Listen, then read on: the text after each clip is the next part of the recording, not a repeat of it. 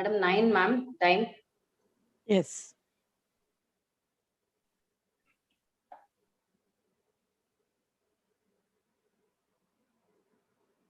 Shall we start, ma'am?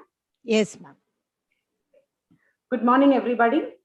We welcome every one of you to the mid-year conference of OGSSI 2021 with gratitude and great love. செரிக்கு உணவு இல்லாத பொழுது சிறிது வயிற்றுக்கும் ஈயப்படும். கேட்டறிதல் முதன்மையானது. The skill of listening is the foremost attempt at knowledge acquisition. Listening, speaking, and spreading knowledge has been the ray of sunshine in 2020 and 2021. To dispel the darkness and gloom that surrounds us, I invite our respected President of OGSSI, Dr. Vijayalakshmi Seshadri, to address, invoke, and to light up the day with Together We Win. Madam President, kindly preside over the virtual inauguration. Thank you, Sumati. Good morning to all.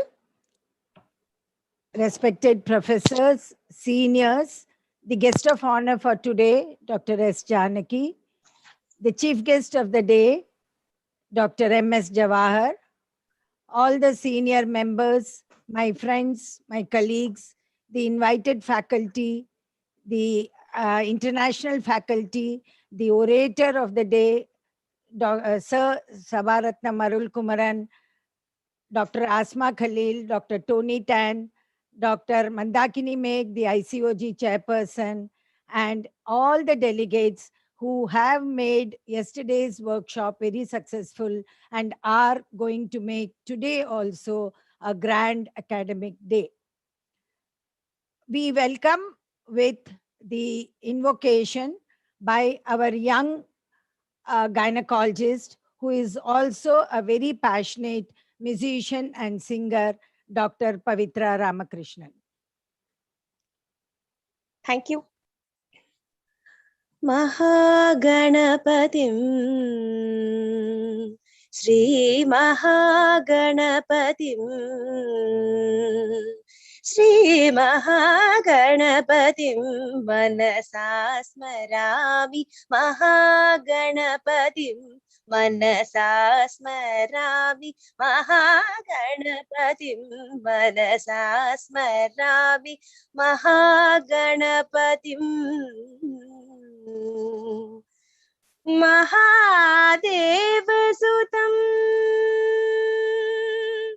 Mahadevasutam Guru Guhanutam Marakoti Prakasham Shantam Mahakavyanattakadi Priyam Mahakavyanattakadi Priyam Poshika Vahana Modaga Priyam Papa Magamari Sari Sani Sapamagama Padani Sarigama Marisani Sani Pamasani Pamagamani Pamarigamari Risa Risa Sani Ni Papamagasagama Mahaganapatim Manasasma Rami Mahaganapatim.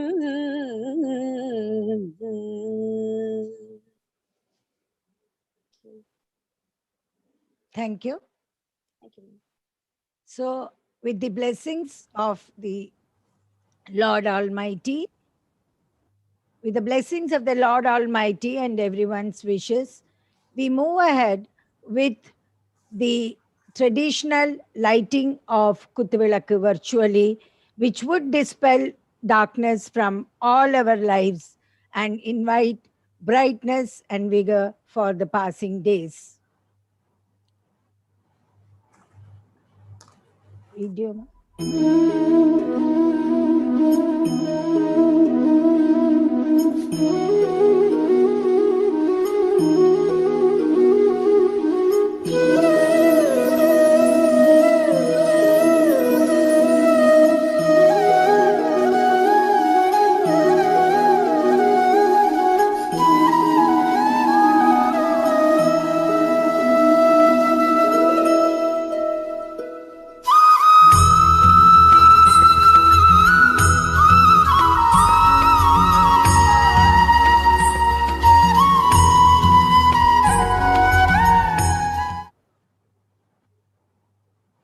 I now request Dr. Vijayalakshmi Seshadri to deliver her presidential address. Good morning, all. It's my proud privilege to address you all from the President's desk of the Obstetric Gynec Society of Southern India. Before I start my small deliberation, I would first request all of us to go ahead with 1 minute of silence to pay the homage, to pay respects to the departed souls of our own fraternity, the friends and colleagues who went fighting, sparing everyone's lives, but could not spare themselves from the viral influence. So kindly maintain 1 minute silence.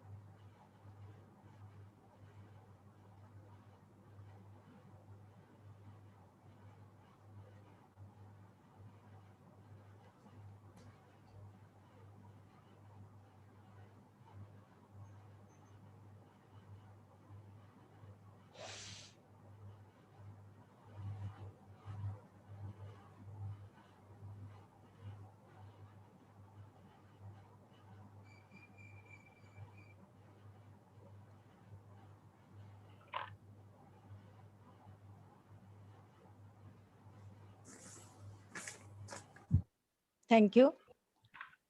So after that emotional moment, I think now we will move on with the academic bonanza, which we are looking forward because that's the only way we can cheer us up. It is with a great moment of thoughtfulness that we planned this mid-year conference of OGSSI, themed OG with other specialities, Together We Win. We had a very successful poster presentation session. Hello. We had a very successful poster presentation session on 25th, 26th, and then finally a video cast of the poster presentations yesterday too. And I thank the entire team of poster presentations with the judges and with the coordinator, Dr. Geeta Lakshmi, for taking it through very smoothly on all the days. And we had a big success through 63 poster presentations. Yesterday afternoon, there was a very good workshop from the interaction between the OGSSIans and the fetal medicine specialists, focusing on the multiple pregnancy, multiple challenges, coordinated very diligently by Dr. Umaram. My thanks to her. It was a wonderful event where we had the international faculty of Dr. Asma Khalil and Dr. Tony Tan from Singapore and our Dr. Asma from UK, and also our own national faculty. And of course, Dr. Suresh from Mediscan is always obliging to contribute to all our activities. I thank all of them, the entire faculty, very profusely from the bottom of my heart.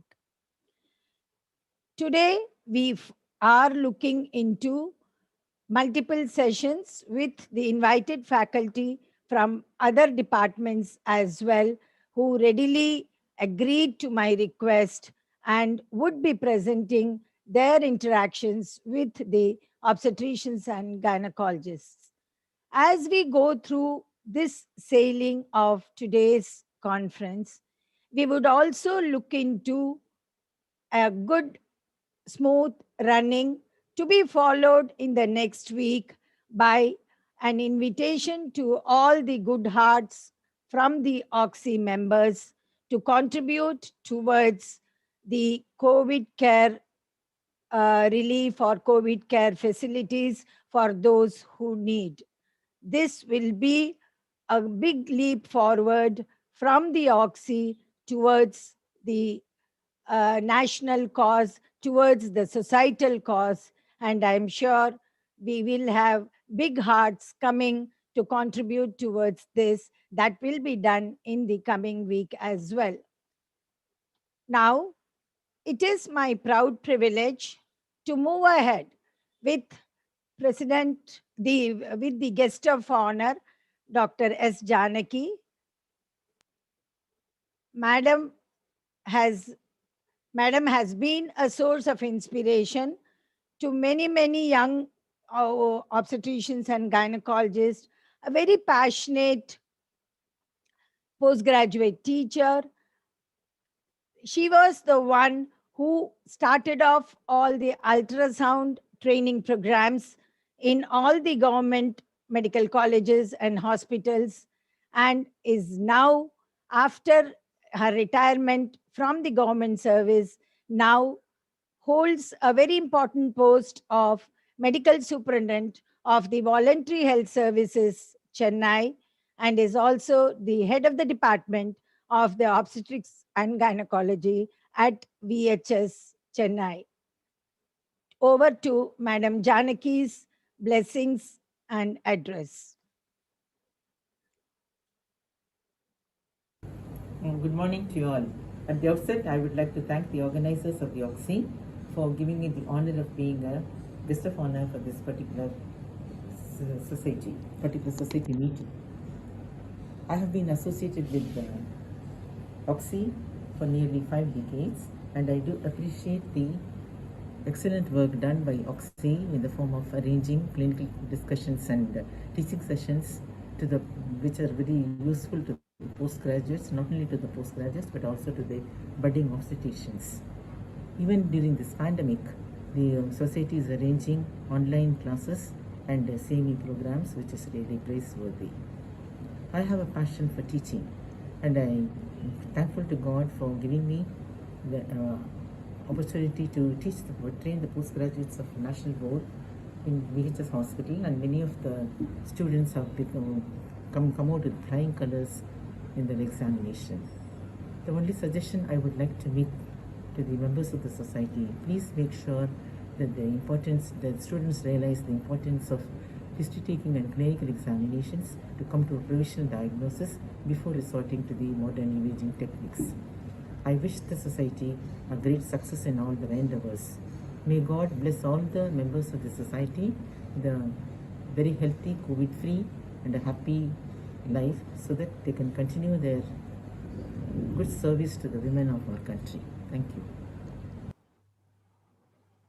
Thank you, madam, for your heartfelt blessings to all the younger obstetricians and gynecologists and the entire fraternity of medical health workers to the cause of the humanity.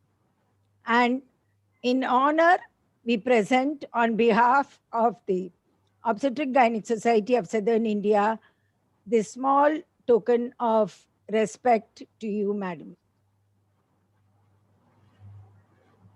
Now, it's my proud privilege to honor and present to you the chief guest for this inaugural address and for the event, Dr. Ms Jawahar, the former scientist G of ICMR and with the National Institute of Research in Tuberculosis.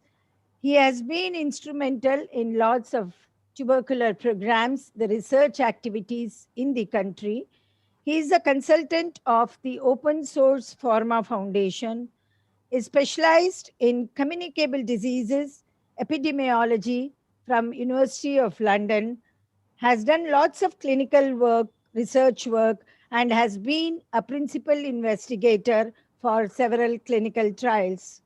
We know him as a chairman and member of several ethics committee in and around Chennai, as also the other parts of the country, and several publications to his credit.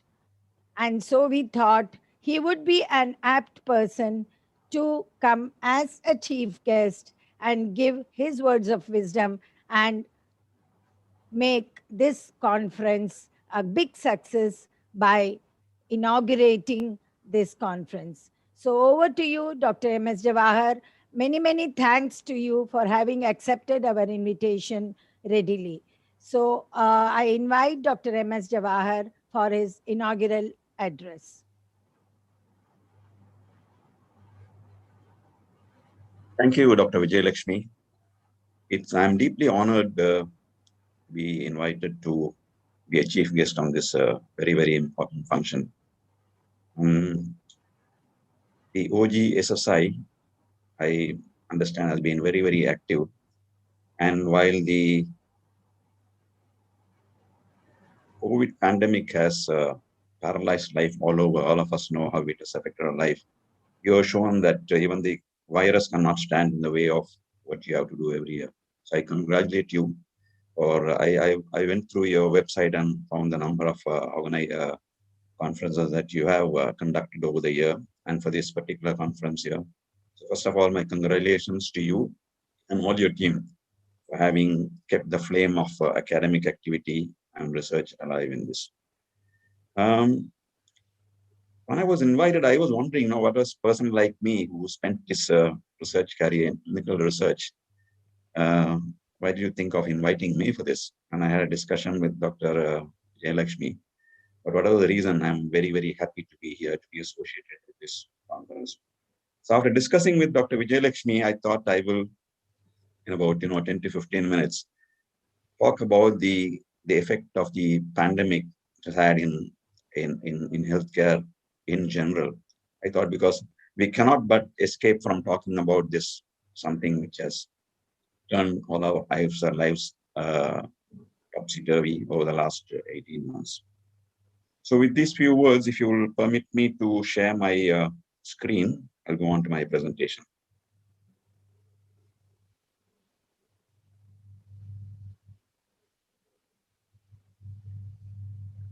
I think you have to permit me to share the screen, Dr. Vijayalakshmi. Yes, sir. Chitrakal, Yes, ma'am. Sir, can share. please allow him to share Yes. this.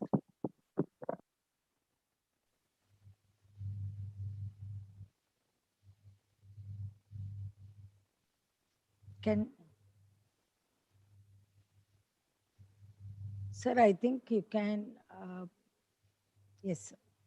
Okay, is it visible? Yes, sir. And I'm audible? Yes, sir. Thank you so much. Thank you, sir. So let me start my presentation. As I said, why I chose to talk on this is that this is something which is impacted all our lives. And life as we have known it for the last 18 months is completely different. All of us, as specified by your condolence meeting this morning, all of us at some time or other have lost relatives, friends, colleagues. And every day we wake up finding out whom we have, what bad news we are going to hear. So I have gone through your, so I will talk very briefly about what impact this pandemic has had in all our lives and in our professions. I went through your agenda for the 2 days, and I'm very impressed with the type of academic topics that you have chosen, highlighting the fact that no specialty is an island, and we need to work with all other sectors for us to fulfill our duty of providing healthcare to the patients. I was particularly happy and impressed to see that later today you're going to have a oration for Dr. A.K. Joseph. I had the privilege of starting my career as an house surgeon, way back in 1974 at the RSRM, and Dr. A.K. Joseph. As all of you know, he was a legend, and I can still see him walking around very sedately in the operation theater with his hands behind his back. And the moment there was an emergency, they all turned and looked at him, and he would walk along very unhurriedly, pick up an artery forceps and plunge his hand into an operative field that was rapidly filling with blood. Then magically the bleeding would stop. So this is how we know Dr. Professor A.K. Joseph, and we all grew up idealizing him. Talking about the global pandemic, these are the figures about 2 days ago from the WHO pandemic dashboard, and it shows that globally there have been about 168 million cases over the last little less than 18 months, and 3.5 million deaths.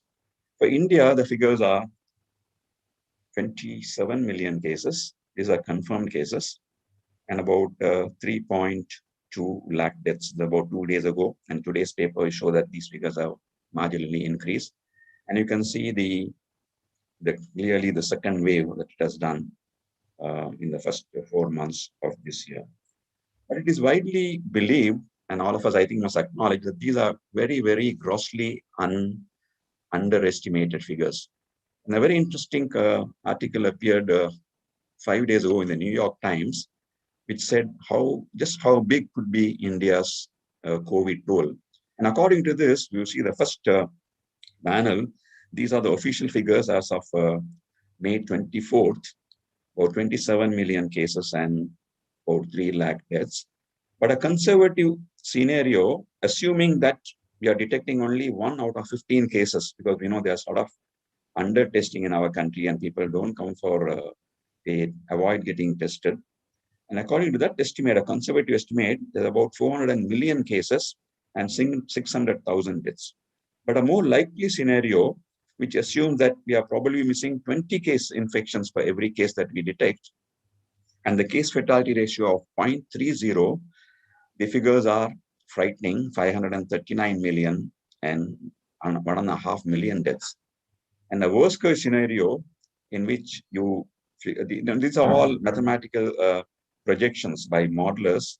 And if you assume that we are missing 26 cases for every case that we are detecting, and the case fatality ratio is 0.06, then the figures are 700 million and 4.2 million deaths. As I said, the figures are likely to be somewhere in between this, maybe not the worst case scenario, but I think what we must acknowledge is that the figures that we are seeing are grossly underrepresented. Now, before I talk about, so in what way has the pandemic affected our healthcare delivery and healthcare systems? The sheer volume of disease burden has been overwhelming, and it has overwhelmed the capacity that we have, both for diagnosis, for treatment, and for control and other measures. There has been diversion of resources and manpower to COVID-related activities, which has taken away these resources from other healthcare services. There is a stigma attached to the diagnosis of this disease, and that affects also people accessing services. There's a reluctance of patients to seek care due to fear, and also because sometimes they are not able to. There is restriction of mobility in the form of lockdowns, which has not only had a huge economic impact, but also the way that people seek and receive care. And of course, you must acknowledge there has been very poor planning. In spite of examples all over the world, we failed to see the second wave coming, and we are now going through this catastrophic pandemic in our country, contributing the largest number of cases in the world. Now, before I talk about the impact of the pandemic on maternal health, child health services, which is like my topic today, I would briefly like to review what it has done to my own field of specialty, that is tuberculosis. The WHO in its Sustainable Development Goals foresaw an end TB strategy from the year 2015. Previously, we had the Stop TB strategy. This sees a world of zero deaths, disease, and suffering, and it targets a 95% reduction in TB deaths and a 90% reduction in incidence rate by the year 2030 or 35 compared to the base year of 2015. The government of India has even a more ambitious target. So the TB elimination program, previously we had a TB control program, but 2 years ago, they upgraded this to a TB elimination program. And according to this program, the National TB Strategic Plan, NSP, aims to achieve these targets by 2025. So that's less than 4 years away. And this paper by Rukmani Srinivasan et al., which appeared in the BMJ Global Health last year, about I think mid last year, looks at India's syndemic of tuberculosis and COVID. And this has shown that all aspects of TB control and elimination have suffered in the endemic. Now, this panel shows the blue bar is 2019 figures, and the red bar is 2020 after the pandemic started. It has shown a significant reduction in BCG immunization. This panel represents treatment starting people who are registered for treatment and people who have completed treatment. Blue line again, 2019, red line 2020. Significant drop in people starting TB treatment and people completing TB treatment. And most importantly, TB case notification rates by month. Blue bar 2019 and 2020, showing that there has been significant reduction in all these activities, which will go to achieving our goal of TB elimination by the year 2025 after the pandemic started. This study also included a survey in which they looked at TB patients, healthcare workers, policy officers, TB researchers, and civil society. And they had participants from India and globally. And they asked certain vital questions. And this showed that among TB patients, 62% said that I do not want to visit my regular health facility because there might be COVID patients there, and I am worried I might get COVID-19. This is both in India and abroad.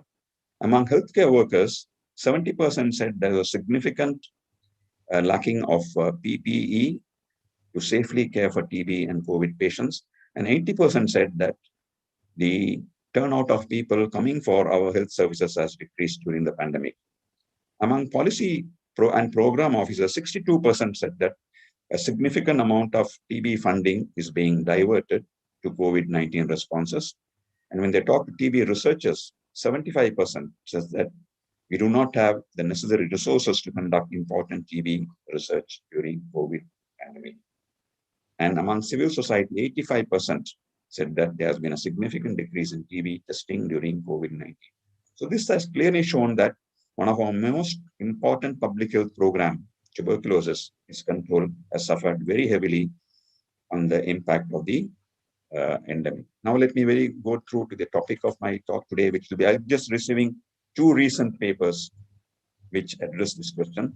The first is a meta-analysis and review, which appeared in March this year online in the Lancet Global Health.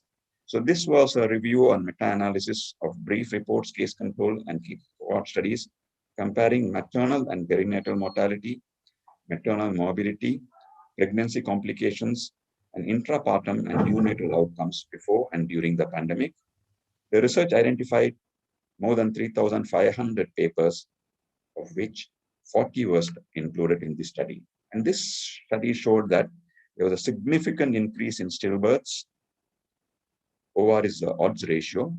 There was significant increase in maternal deaths. There was significant increase in surgically managed ectopic pregnancies. And there was a higher mean Edinburgh postnatal depression scale scores, indicating poorer mental health during the pandemic compared to before that. So in summary, this paper said that global maternal and fetal outcomes have worsened during the COVID pandemic, with an increase in maternal deaths, stillbirths, ruptured ectopic pregnancies, and maternal depression. Some outcomes show considerable disparity between high resource and low resource setting, obviously. And there's an urgent need to prioritize safe, accessible, and equitable maternity care within the strategic response to this pandemic and in future health crises. The second paper that I want to bring to your attention is a survey, which is this is a preprint. It has not been published, so it's not been peer reviewed, but it has very, very important messages. I thought I would highlight this. There's a shifting of research priorities during the pandemic in India. The aim was to do a rapid assessment to identify key priorities of public health research in maternal and childbirth in India within the context and aftermath of the pandemic. A web-based survey was developed to identify top research priorities. Consisted of 26 questions on 6 broad domains as listed below: vaccine preventable diseases, outbreak preparedness, primary healthcare integration, maternal health, neonatal health, and infectious diseases. And the key stakeholders were invited to participate between September and November 2020. They were assigned importance on a 5-point Likert scale and assigned overall ranks to each subdomain and research priority. Descriptive statistics was used to examine the response, and a ranking was developed based on the average ranking score to identify the top priorities according to these people. Of 84 respondents, 37% were primary health researchers, 25% were healthcare workers, 20% were academic faculty, and 13% were policymakers. Again, addressing the broad spectrum of people involved in providing care for this specialty. And the findings showed that strengthening the private public health workforce, enhancing public health surveillance networks, nutrition support through community workers, encouraging at least 4 to 8 antenatal visits, neonatal resuscitation to reduce birth asphyxia, and pediatric and maternal screening and treatment of TB were identified as the most important core issues to be addressed during this pandemic. The common themes identified through the open-ended questions were also systems strengthening priorities and across domains. So the overall focus of research priorities in MCH in India during the pandemic is on strengthening existing services rather than on providing fresh research. It's a very telling finding because we need to strengthen what we have. And the results highlight the pivotal steps within the roadmap of advancing and sustaining maternal and child death gains during the ongoing pandemic and beyond. There are other burning issues. I think there are too many to be outlined in a brief talk. We need research to generate evidence to influence policy. But in a situation in which so much is happening so rapidly, this evidence may take time to build up. Meanwhile, we have to act. It's very important to document whatever is new, especially the clinical profile of this disease. As you see, even between the first and the second waves, we have learned so much that is new. One major unanswered question is the issue of vaccination in pregnancy. Vaccination has been recommended during lactation, but I think during pregnancy, is still being debated among your specialty, I think so. Abroad, I think they have recommended that vaccination can be done. So issues to be addressed are, is it safe? When do you vaccinate? Clinical trials are now being started for efficacy of the existing vaccines in children. As you know, the vaccine that we use today are being recommended only for those 18 years and above. So we need answers in this. And the third wave, there are many fears which have been expressed that the third wave will come. I think having burnt our fingers with reference to the second wave, we have to be aware of this. There's also a lot of concern that the third wave might affect children more predominantly. So we have to be prepared with facilities to address these issues. So these are the issues I thought that I would highlight in my address and take it to use for your consideration. Thank you very much for having joined this opportunity. And I want to wish you a very, very fruitful and rewarding conference over the next day or so. Thank you. Thank you so much. Thank you so much, Dr. Ms Jawahar. First, for accepting my invitation. Second, for your own time and effort that you have logged in today. And of course, your very thoughtful address. We all understand we cannot run away from this pandemic for the moment. And whatever we try to do to cheer us ourselves, but still we are back to the same burning issue of this pandemic, which is hurting us every day, hurting our professions, hurting the society at large, and of course, wanting to provoke us to find answers for lots of issues which still are in the gray zone. Thank you so much for addressing, and I'm sure we will all take it in the best efforts to do something more in this regard in the coming weeks. Thank you very much, Dr. Jawahar. And in honor from on behalf of the Obstetric Gynec Society of Southern India, we present to you a small token of appreciation, a small token of respect to you for your time. Thank you so much. And this will reach you in due course of time. This is just an image now, but will reach you. We will make it reach you, sir. Thank you so much, sir. Thank you so much. Deeply appreciate Take your wishes for today's conference, and if possible, stay on and listen to our faculty. I know you are very busy and you have a very busy schedule through the week. So thank you very much. Thank you. Thank you so much. Thank you, sir. So we had a very quick and crisp inaugural function. Now I request Dr. Premlata Ramachandran, our Vice President, to render the vote of thanks. Very good morning to one and all. At the outset, I am really very happy to deliver the vote of thanks on behalf of OGSSI. I thank the Almighty for this wonderful start of the occasion. I would like to express my sincere thanks to Dr. Janaki Madam for having accepted to be the guest of honor and grace the occasion. Actually, I would like to recollect working with her. She's a very disciplined, sincere, hardworking person and clinician with good clinical acumen, and she's a teacher par excellence. And she was a role model for many students. Madam, thank you for your blessings on this occasion. And I would like to thank Dr. Ms Jawahar, Pharma Scientist, ICMR, for his inaugural address and having consented to be the chief guest today. Sir, you were a senior scientist with a lot of vast clinical research, and you have contributed a lot to the field of tuberculosis. Your talk on the need for, integrating all clinical research in COVID in this pandemic area in order to improve the maternal and child outcome is really thought-provoking. You have given us the facts about the various impact of COVID pandemic on other even tuberculosis epidemic and also the outcome on maternal and child outcome. And you have rightly pointed out the need of, this is the need of the hour, and we need to work together in this pandemic period to do more research on COVID and the outcome, and so that we have a good protocol and have more on clinical research. Sir, your presence today will be giving a lot of inspiration for the postgraduates and the delegates to do more clinical research. Thank you, sir.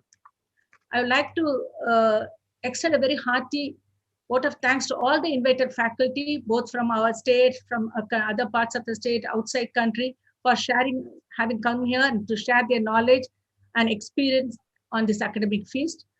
A big thank you to all the delegates for having joined us, for making this occasion a memorable one. I must mention our deep sense of gratitude to all the pharma companies who have sponsored and also given the platform and helping us, providing the platform and making this media conference a great success. Thank you, one and all. We will adjourn for the question of them. Thank you. So thank you, Premlata.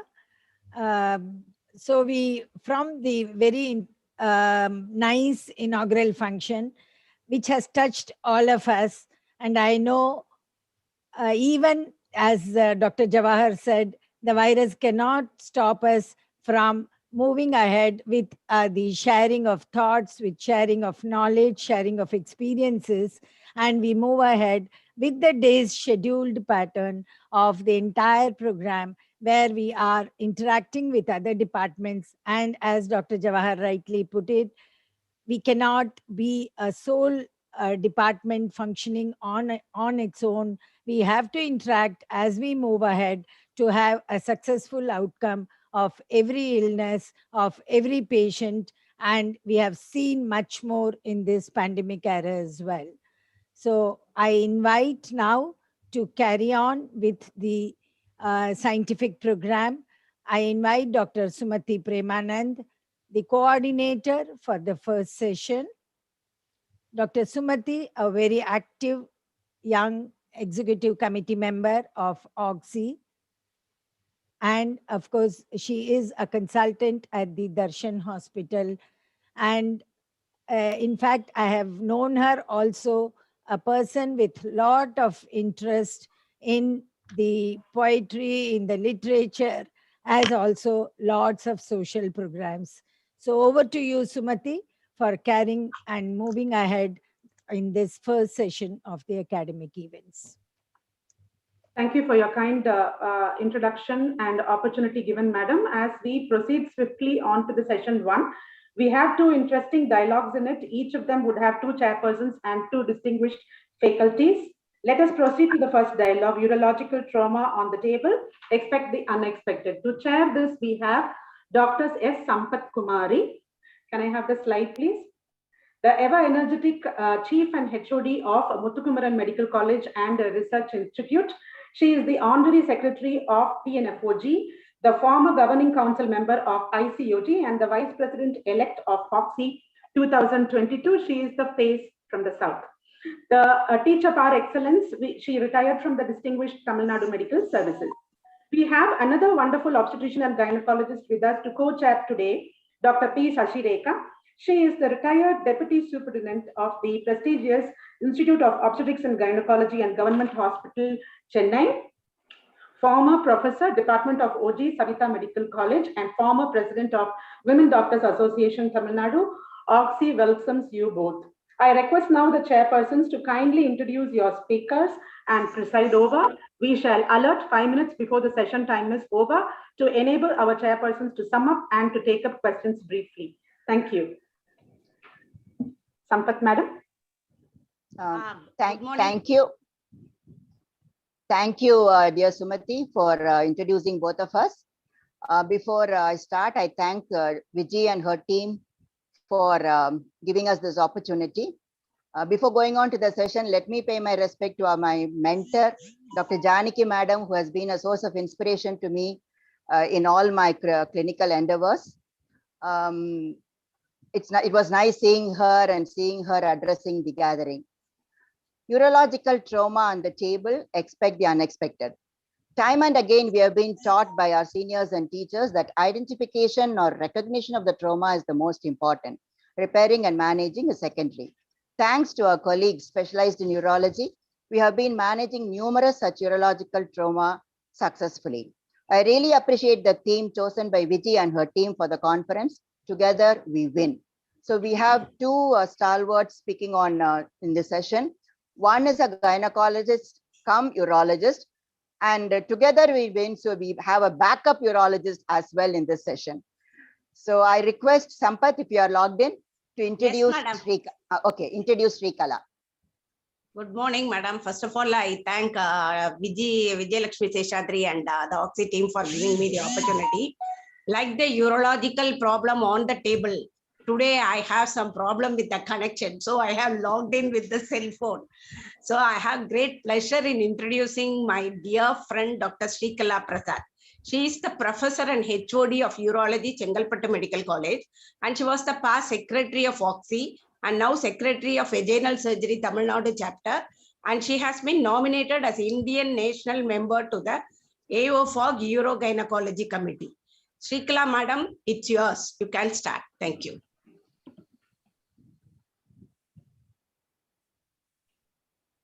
Hello. Good morning to one and all. I think you need to introduce Dr. Jaya Ganesh. Yeah, I'll do it. Can I have Dr. Jaya Ganesh screen? It's my pleasure to introduce Dr. Jaya Ganesh to this august audience. He is a senior consultant urologist, robo-certified surgeon, Apollo Hospitals and Billroth Hospital. First robo-certified surgeon, Tamil Nadu Medical Services. He served as an honorary secretary and honorary president of Madras Urological Society. I invite you, sir, for the same session. Good morning. Good morning, Jay sir, and welcome you for this interaction. We hope we will be able to give some good take-home messages to our colleagues. Can I share my screen? Sure. Good morning to all. Good morning to our senior chairpersons and the delegates. Good morning.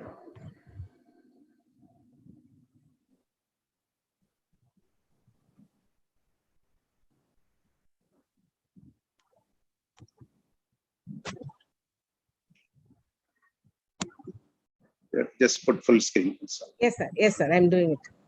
My son is. no problem.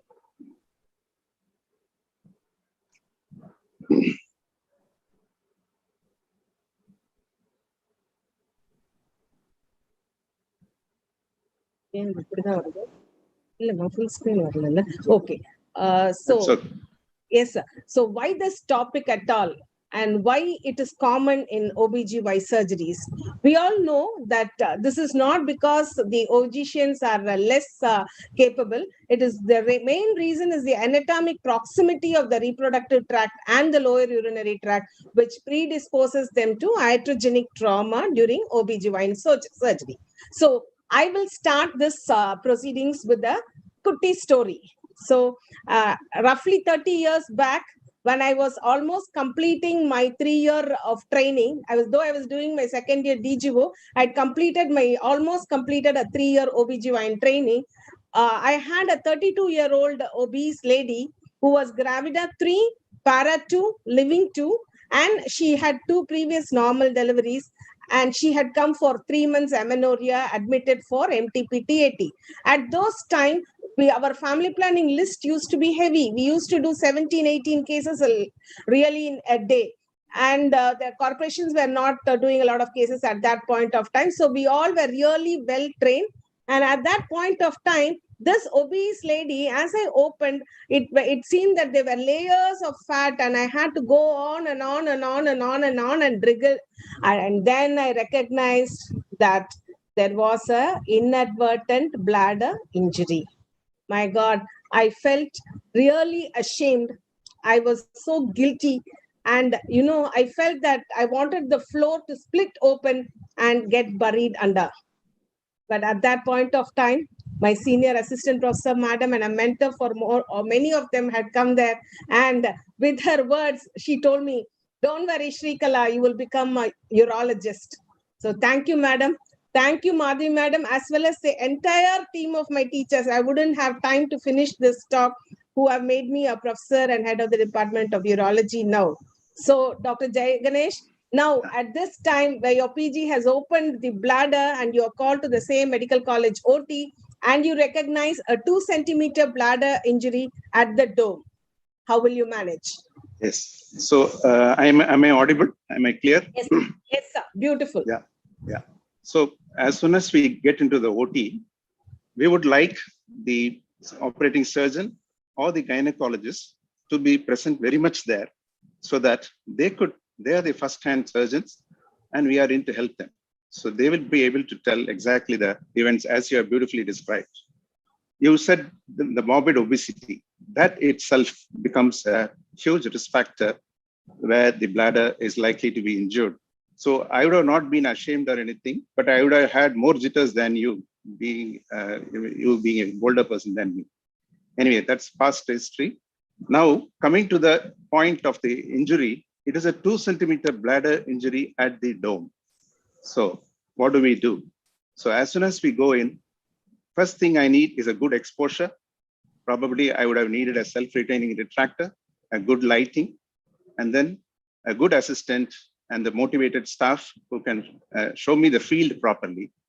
And if there is no other bleeding or no other injury, I will just identify the rent and then take 2 straight sutures and then use initially a continuous suture and then an interrupted suture. And if the peritoneum is being pushed off well, there is nothing much to do. You have to put a bladder catheter and then just drain the extravasation if it is there in. Yeah. So, so do you want to, when do you decide to put an SPC what size urethral? So the case you projected here, it requires only, it is a 2-centimeter rent.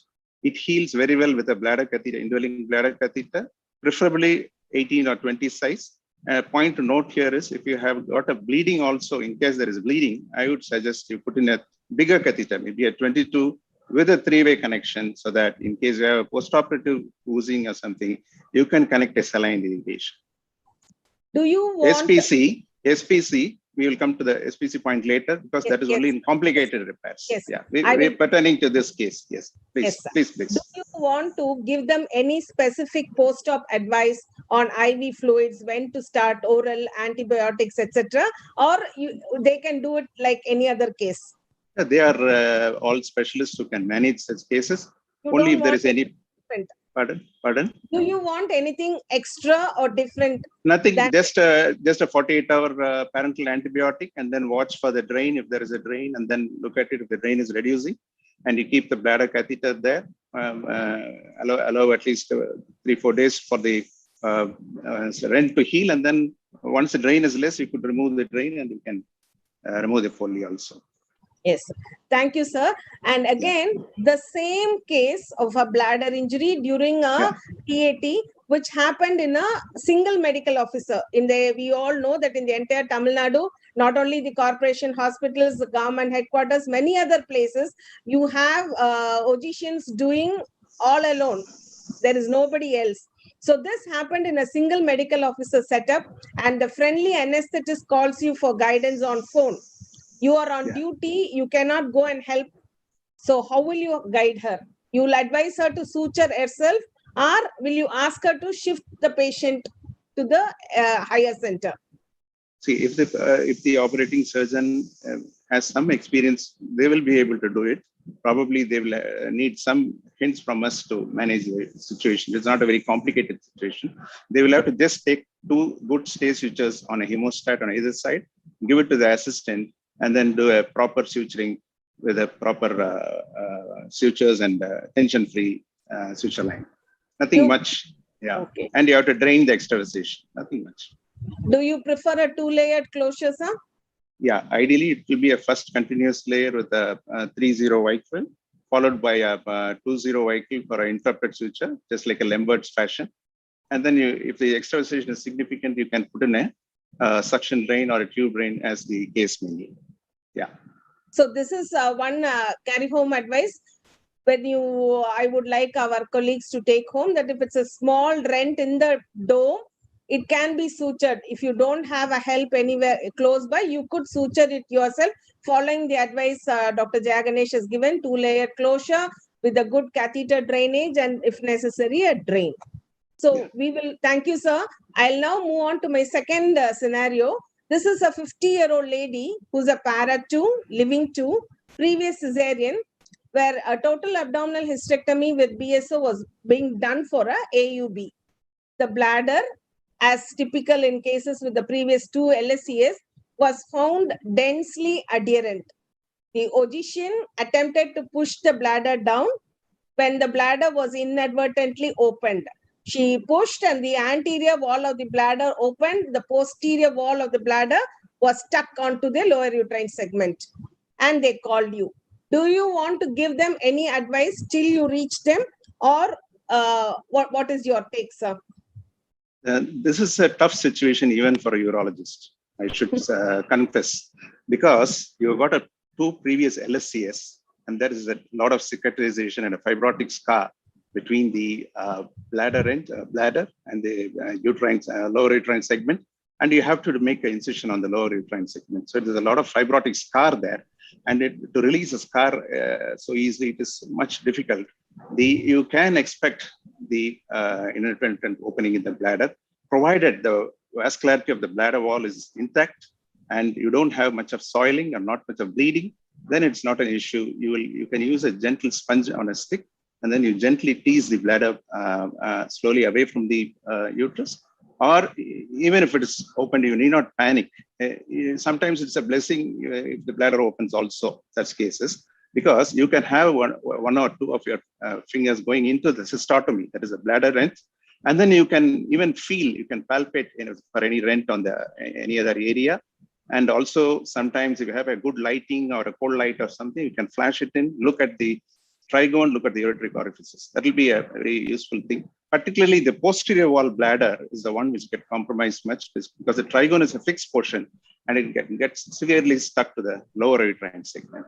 Once you have done that, and then you're sure there is no utrovesical or uretric involvement, then once you dissect it off gently, then you can repair the bladder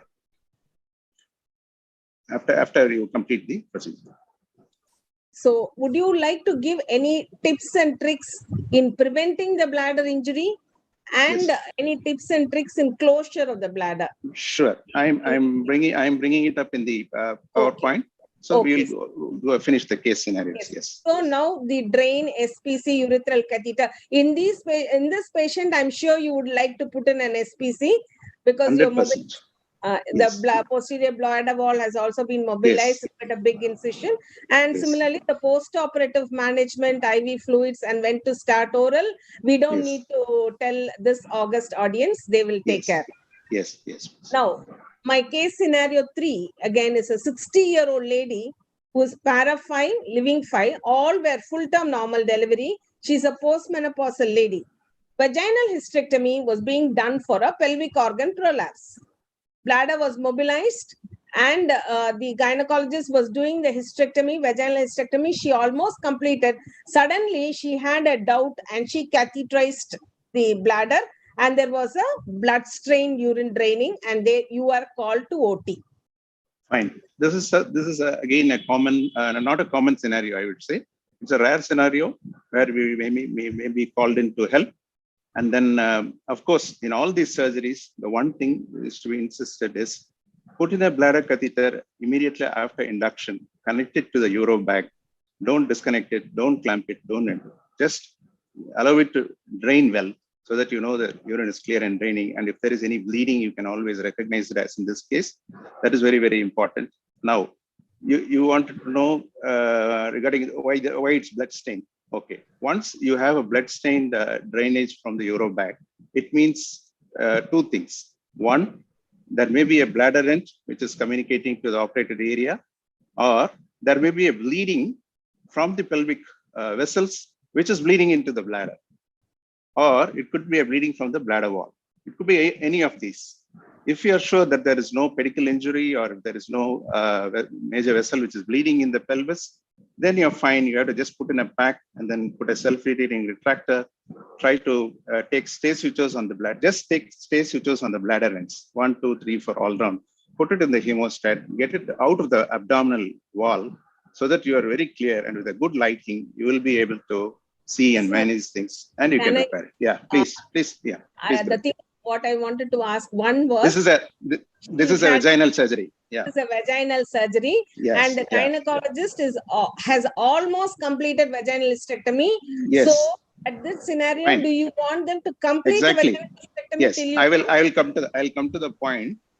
Once they have noted a bloody drainage, bladder injury should be suspected. Apart from this, what happens? You said towards the end of the vaginal hysterectomy. Yes, that is important because yes. what happens towards the end of the, particularly in a POP, where you have a third degree or fourth degree prolapse, the uretrovesical junction also gets shifted down along with the pelvic organ prolapse. It just shifts down. So the liability of the ureter or the lateral bladder wall to get injured during a lateral dissection is highly probable, more so when you're dissecting the vaginal wall. So you will have to watch out whether it's a uretric injury also, or is it a bladder rent. So in that case, it will be prudent for the gynecologist to wait for the urologist once they come in, and then they can manage the situation. If in doubt, the urologist who carries a cystoscope we can easily, with the same lithotomy position, they will be able to do a cystoscopy within 5-10 minutes. We can even distend the bladder. We can even put in betadine saline through the cystoscope or through a Foley catheter, and then we will be able to identify the rent and then manage it accordingly. Main thing is identification and then management. You have come to the theater and you have identified it is a rent. There is a bladder rent. Yeah. Now, how will you do? Yeah, your same case. No, you're talking about same case. Same patient. Yeah. Vaginal hysterectomy. You've done a cystoscopy. The bladder is injured. Yes, you need a good retractor for the vaginal area, or you can put multiple stay sutures all around the vagina. Put out stay sutures so that you are able to inspect well, and then if the rent is visible from there, you will be able to take sutures and repair it.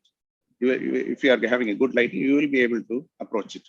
If it is much higher, if it is still much higher, then you may need to have a small fan and steel or expose the bladder above. But usually we can manage it this way. Yeah, next one. The same patient. Now, the first case which I told was they had almost completed the hysterectomy. In the Yeah. second case, patient, they are doing a vaginal hysterectomy. At the initial aspect, while the bladder was mobilized itself, in the Yeah. starting, they found the bladder was inadvertently opened. Okay. If it is a small rent, then we could suture it straight away and put a large bore Foley catheter and then get away with it. You will be able to complete the vaginal hysterectomy if it's a small rent. Okay, so you will come and mobilize the bladder first, and Yes, then yes. Very important in vaginal surgery is to get a proper plane between the bladder and the vaginal mucosa, vaginal wall, and then the dissection of the uterus gradually going from below up. Yeah. And during cases while you are trying to close the bladder rent from below, have you tried to catheterize the uretric orifices from below? Have you found that difficult? That is what I said. That is where the cystoscopy comes in very handy. With a cystoscope, as you are well aware, we would be able to easily put in a uretric catheter so that we can see the patency of the ureter and then assess it. Usually with cystoscope will be, yeah. Because of the rent, the bladder is not filling at all. Whatever fluid you put it into the bladder comes out. So in those cases, how will you do? You are not able to visualize anything on the cystoscopy because whatever fluid you are putting, it's a big rent and it comes out. Yes. If it is a major rent, then there's no point in beating here. You're making a transverse small phalanx stele at the suprapubic region, just 2 finger breadth above the symphysis pubis. It's not difficult. You will go between the recti and then you can mobilize the bladder and do it. It will not take much time. But before that, you will make an attempt to see if you are able to. Definitely. Yeah. Since we are more handy with the cystoscope, we can do that. You can do it. So you said you will tell the tips and tricks and later. And regarding the post-op management, IV fluids, etc., it is the same thing. So I'm not wasting time on that. And my fourth scenario is where a laparoscopic hysterectomy is being done. Yeah. They're doing a lap hysterectomy. And again, here, what do you think are the pointers for us to have a possibility of a bladder injury? We were talking earlier about blood-stained urine. In lap hysterectomy, do you think there are any other pointers also for us to suspect a possibility of a bladder injury? Yes. Lap surgeries for gynecological problems are a completely different scenario from your open. Because in case of an inadvertent injury, it is usually missed during the intraoperative period. It can have a delayed presentation, or it may be due to a thermal injury, due to the cautery or the harmonics, where it is not immediately recognized, but it may present a week or two later.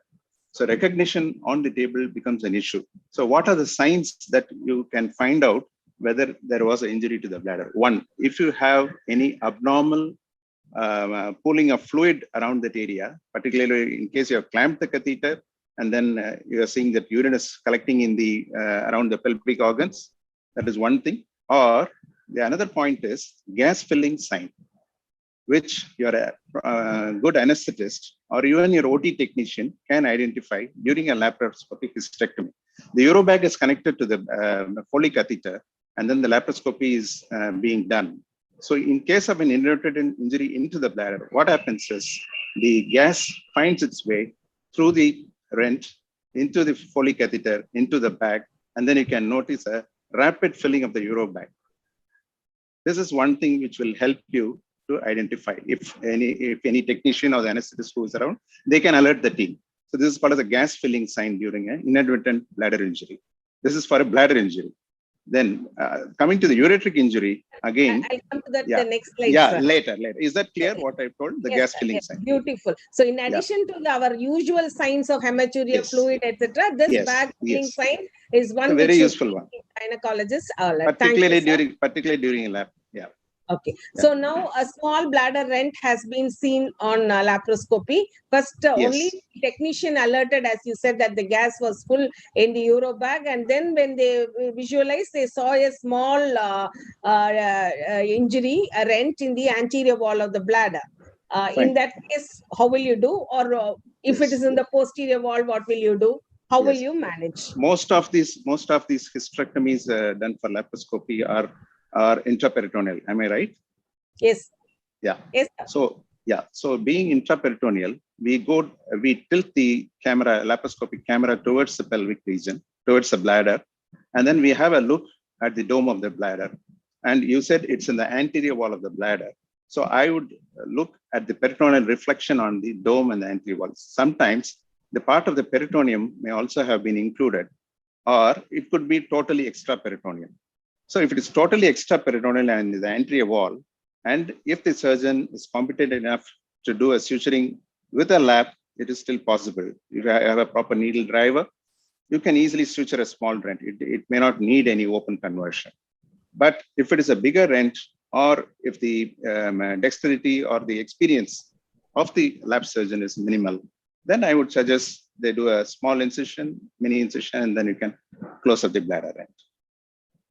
Thank you, sir. Thank you. Thank for that good point that if you are capable of suturing laparoscopically bladder injury, one can go ahead. But in case nowadays the gynecologists are highly proficient in doing laparoscopy, no doubt about that. Yes, sir. Yes, sir. So it's their expertise and their decision on table whether they can suture it laparoscopically or they need to convert. Okay. So any tips to prevent? Again, you said you will do later.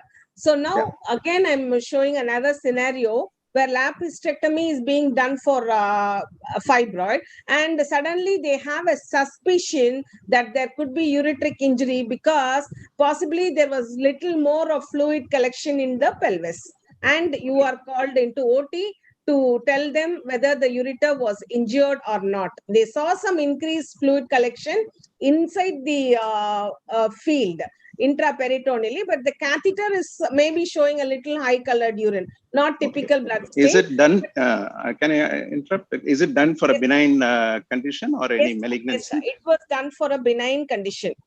Benign condition. Okay. Yeah, 5 more minutes to go. Okay.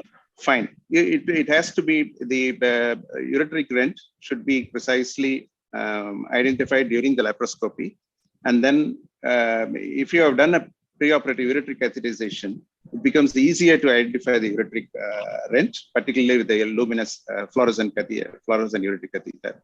And if it is difficult to do a repair, then you may have to open up and do a uretric reimplant. Yes, sir. So now, I think since we have only 5 more minutes, we will just go through the slides. Will give the tips to prevent uretric injury. Yes, I will be very brief. I will be very brief. Sorry to interrupt. Yes, we are going for that. Full slide mode, please. Full slide mode. That is. Yes, madam. We'll share now. We'll finish in 5 minutes. Slide projection, I said. Ma'am, shall I help you, ma'am? This is Chitrakala. Shrikala, ma'am. Chitrakala, Jai Ganesh sir's slides I want you to share. She has it now. Madam, you stop sharing, madam, please. Yes, ma. Yes, ma. Yeah. Jai Ganesh sir can share. Pardon? You're connected? My slides? Please share his slides.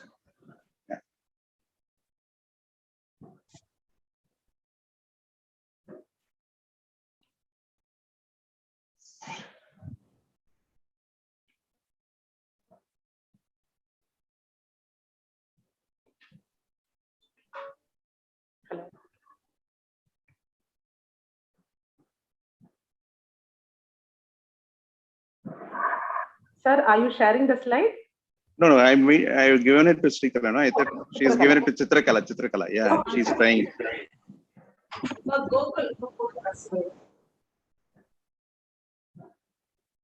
Just 1 second. Yeah, sure. I will not take much time. It is going to be very short and crisp.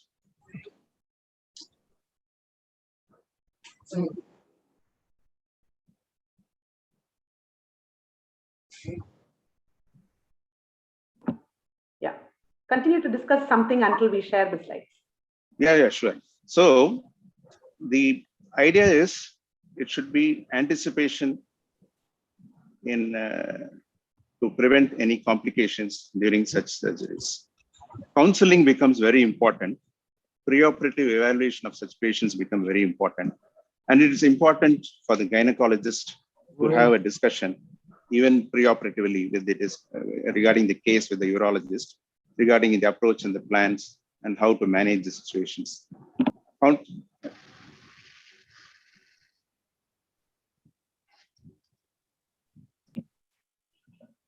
Chitrakala, can we have the slides, please? Okay, do you have a backup stuff to share? Ma'am, 1 minute, ma'am, 1 minute. Yeah. Can we take up one or two questions before sharing the slides? Sure, madam. Yes, that will be nice. There's a question from the chat box by Yes, Dr. madam. Mitra Saxena. Will you do a cystoscopy for abundant caution? This was put up when the first case was discussed.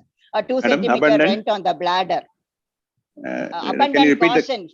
She said, will you do a cystoscopy for abundant caution? The exact words. But what I feel is for a 2 centimeter rent, you rightly said that nothing else is necessary. And you already answered that question when depending on the severity of the and rent, the location. We can do it. Yes, ma'am. Yes, ma'am. She has asked another question, cystoscopy to be done at once and not to be left for a later time. And one has to see the site of rent with respect to uretric openings. I think you have already answered that question because you have said cystoscopy and looking for the uretric openings. Another question by Dr. Nirmala Jaishankar. It is regarding the bladder repair during the TAT. She has asked, why don't we finish the TAT and then proceed with the bladder repair? The second question, The second question is, how do you recognize that it is the dome which has been affected? Okay, that is what I was talking during the discussion, that you need to have a proper exposure and a proper attraction and to identify the different pelvic organs like the bladder dome and all that. It's a direct visualization. Yes, I think the slides are on. Can I go to the one more question before finish? Yes, madam. Yes, sure. Dr. Dhanalakshmi has made a comment. Nowadays, it is easier to guide over the WhatsApp video call regarding any injury during the operation. It is not a question actually. And he says that he has guided so many times for twisted ovarian tumor to junior colleagues. And so that can be taken as one of the tricks before you start your trick, a WhatsApp video call. Fully agreed. Okay. It's very handy. That's all so far. Yes, madam. Has the slides been seen? Yeah, the first, yeah. We'll go to the next one. Next slide. It's changing. Yeah. Are you able to see? Yes, ma'am. We have to move the slide. Please move your slide. Sir, Jay Ganesh, sir, your first slide. Are you able to see? I'm able to see, but I need to go to the next one. Okay. Waiting. Risk factors? Not yet, ma'am. It's not seen. Not seen? One second. Ma'am, it's in the first. The first slide is seen, Srikala. It is not moving. Okay. Srikala, ma'am, shall I share the slides? Yes, yeah, please go ahead.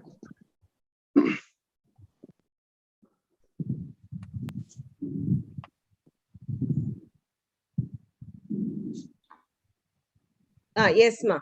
Yes, yeah. It is seen. So here we go. So the idea is to prevent the unexpected. It should be a shared care responsibility between the gynecologist and the urologist.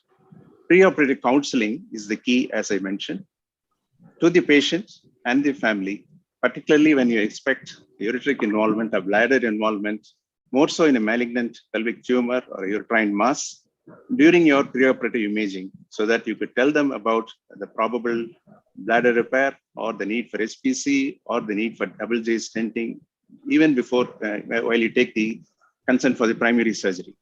As you all are well aware, most of the medical legal cases, the litigations, the CPC, all are surrounding such injuries. Next.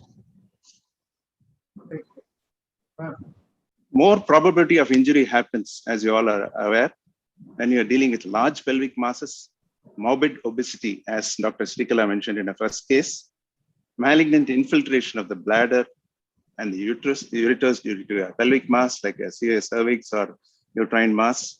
Endometriosis, this one should never be forgotten. In view of the severe adhesions, more prone for uretric and bladder injuries, and pelvic organ prolapse in a severe degree, where I already mentioned the ureter, the uretrovesical junction get dragged down into the introitus almost during the surgery, and then making it more amenable to a probable injury. Previous LSCS, particularly if it's multiple, previous LSCS, as we discussed, fibrotic scar at the bladder makes it more prone to bladder injury. Post-irradiation, we have many post-irradiation patients coming in for surgery. Due to the endarteritis obliterans, there is a probability of injury. Next. And just move this slide. Yeah. Intraoperative bleeding. Whenever you have an intraoperative bleeding, first thing you do is not to panic. You have to pack and you have to wait for a few minutes, and then with a good retraction and lighting, identify the bleeder and suture ligate the vessel. A small incision is beautiful, not in the context of severe bleeding and a poor exposure, which makes it difficult for us to do the procedures. Thermal injuries, particularly during laparoscopy, as I already mentioned, are if they're missed, can be a problematic, particularly due to excess cautery, and it is a problem to be dealt with. Inadequate uretric mobilization. Once you found the uretric rent, you want to do a reimplant, and if there is a lot of tension with the ureter going to the bladder, then even the tension could make adhesions and can have a leak. Uretric devascularization. This is a very important point for the urologist and the gynecologist, in that you should not strip the periuretric vasculature. The periuretric vasculature is a very delicate membrane, and it has to be kept intact for viability of the ureter. Next. Gynecologists, as I already said, should discuss their cases with the urologist, even pre-operatively. Now that WhatsApp, everything is available, you can send in the cases. As Dr. Srikala used to send her cases to me on WhatsApp, and then we used to discuss even before we went in and operated. It helps a lot in planning. Pre-operative CT urography. This is an important investigation for us. When you're dealing with the pelvic masses, with the reconstructed images, you can find out the uretric involvement, bladder involvement, degree of hydronephrosis, duplications, ectopics, and all these things. Next one. Yeah, sir, we are close to time. Yeah. Just you have to give us a little time. Yeah, just a few more. So these some of the things which I already mentioned, I will skip. Next, the role of cystoscopy in double J stenting cannot be overemphasized. Next one. Then post-operatively, during the procedure, as already we said, we look at the hemodynamic status, adequate exposure, assessment of cooling, and assess the degree of uretric laceration according to the American Association of Trauma and Surgery. Next. And bladder injury site, and assess the bladder capacity. Bladder capacity is important because if you want to do a reimplant, you should have a reasonably good bladder capacity for you to put a reimplant. If the ureter doesn't come to the bladder, you have to take the bladder to the ureter by doing a Borari flap or a psoas hitch, and then you can do it. Or if there is a bladder opening, you can look into the trigone, look at the uretric orifice, and assess it. Next. These things already discussed, the role of stenting, SPC, and omental interposition. This is very important. Whenever you have a doubtful viability, put in the omentum between the repaired bladder and the uterine area or the pelvic organs. Next. It's over. Yeah. These are some of the things. You will have to clamp the infundibulopelvic ligament closer to the ovary, and you will have to clamp the cardinal or uterosacral close to the uterus to avoid the ureter. Next. During vaginal surgery, as we already discussed, downward traction on the cervix, and then the probably uretric injury should be avoided. And also during anterior colporrhaphy, avoid two lateral dissection, or you avoid taking a deep suture at the, as the distance between the needle and the ureter in the upper vagina is only 0.9 centimeter. The ureter can easily be injured. Next. Principles of uretric repair: delicate handling, stay sutures, spatulated tension-free anastomosis, absorbable sutures, and a double J stenting. Next. These are some of the things we do. There are ureterostomy to join the ureter, or a uretric reimplant, or a Boari flap from the bladder along with a psoas hitch. Are we finishing, Dr. Jay Ganesh? Yes, just two. Next one. Yeah, the important thing I want to emphasize here is the drain fluid is very important. Whenever you have an excess of drain, measure the amount of drain on each day and note it down. The drain fluid should be assessed for creatinine estimation. If the creatinine is equal to the serum, then we know it's only lymphoperitoneal fluid. If it is more than 10 times or 50 times, it should be urine. And also your CT urography helps to identify it, or a bedside ultrasound to know the urinoma or the hydroerythronephrosis and the function status of the kidneys. Next. These things we already mentioned: cystoscopy, RGP can help, retrograde pyelography to find out the uretric leak. PCN, the nephrostomy may be required when you're dealing with a delayed injury or like uretrovaginal fistula with urosepsis. You'll have to divert because any repair will not work. Next one, probably one more slide only. Yeah, this we already told. Next. Then comes the final thing. This is the management of the urinary fistulas, which comes later: uretrovaginal, vesicovaginal. And what do you do for the uretric loss in a long term? Either you replace it with the ileal ureter, or you put the ureter to the lower calyx of the kidney, or if the kidney is non-functional or damaged or septic, then you may have to do a nephrectomy with proper informed consent. Thank you, madam. Thank you so much, both urologists. Sumati has been constantly reminding me overshooting of the time. That's okay, because it is this virtual, we have some technical snags here and there. Yeah. So wonderful session. Thank you so much. Thanks to the organizers and OGSSI team for this. And Sampath, do you want to say anything? You have to unmute. 1 minute. Yes, good morning. Wonderful case scenarios, Dr. Jaganesh and Dr. Srikala. Thank you, madam. The 30 years experience of our gynecologist, definitely one case or two cases, they would have injured the bladder injury. If a gynecologist is telling that I have never injured the bladder or ureter, it means that they have not done the case. So you yes, madam. Even a urologist, if he says that, he is lying. Even if he says he is not injured a ureter or bladder, yes, it means he is lying.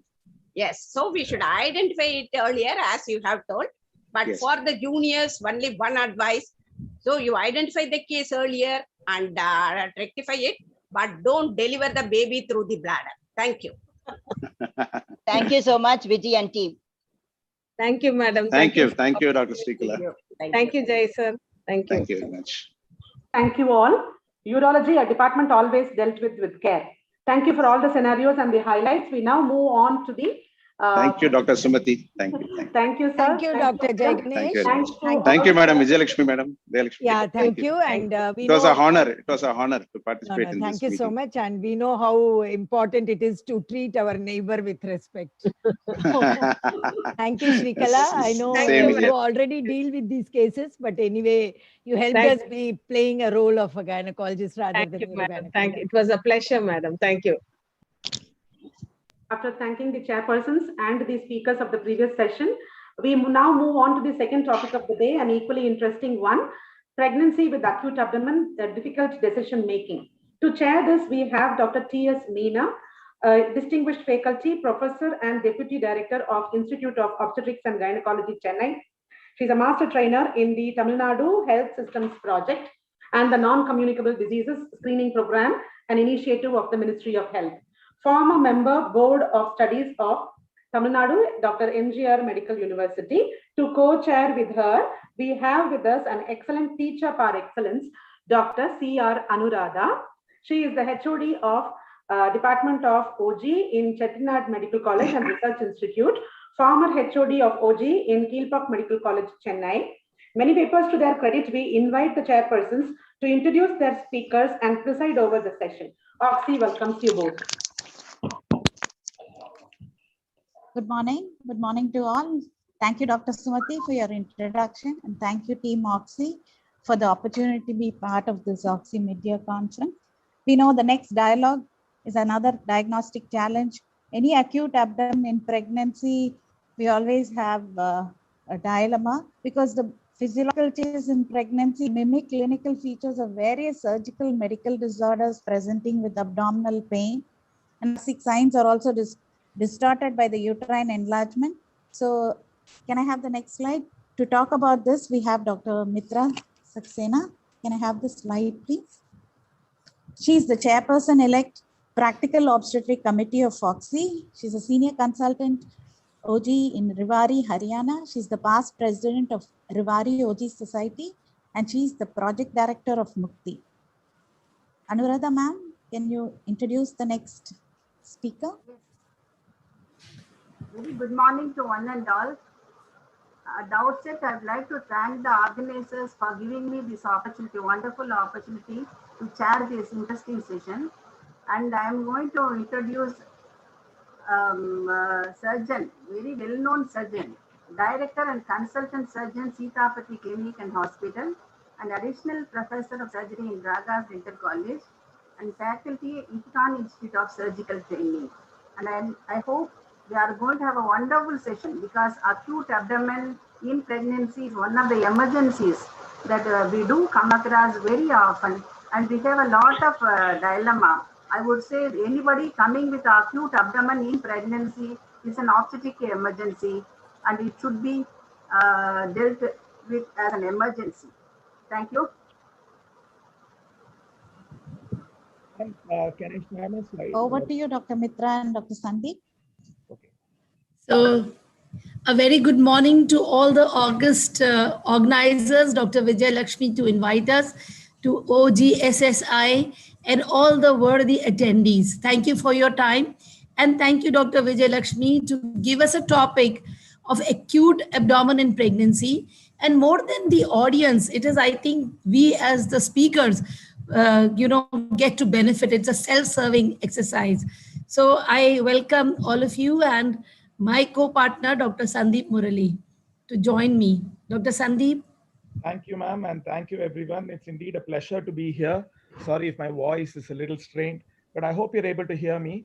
What we'll try to do over the next 30 minutes is take you through a case, and then what are the learning tools from the case, and what are the challenges in acute abdomen, and how best to overcome them. Over to you, ma'am. We'll start with the case. Okay. So as always, this thing happens. You see, acute abdomen is a clinically challenging situation. And I'm telling you a story, which is mine, truth, nothing but the whole truth, 20 years ago. So in the middle of the night, I was a patient priming with 28 weeks pregnancy, came to my hospital with pain abdomen. The pain was poorly localized around the mid and lower abdomen. Her vitals were stable. She was afebrile. Everything was stable. The tenderness was mild diffuse with no obvious peritoneal signs. The uterus, being an obstetrician and looking at the gestational age and the main complaint of pain abdomen, the commonest mistakes which we obstetricians always do is our main focus is always towards the preterm labor, being a very big myope. Although I did a general PV and there wasn't any obvious evidence of early labor, but that is always at the back of our mind. I admitted the patient, treated her with mild analgesics, but considering that if this is preterm labor, let me give her antenatal cover of steroids. It was done, and whatever TLC, DLC I got, it was equivocal, and ultrasound did not show anything grossly abnormal. But patient did not improve or deteriorate in the next 48 hours. Please change the slide. So what happened? It's on the third day. What I could find that the patient is uncomfortable. She's not moving. There was tenderness on the abdomen with rising pulse and temperature. Even before we got the ultrasound done, a surgeon was called in, and surgeons with their very dexterous fingers, they don't miss an appendix. So quite obviously, the obvious mistake which was done by me was to have missed acute appendicitis.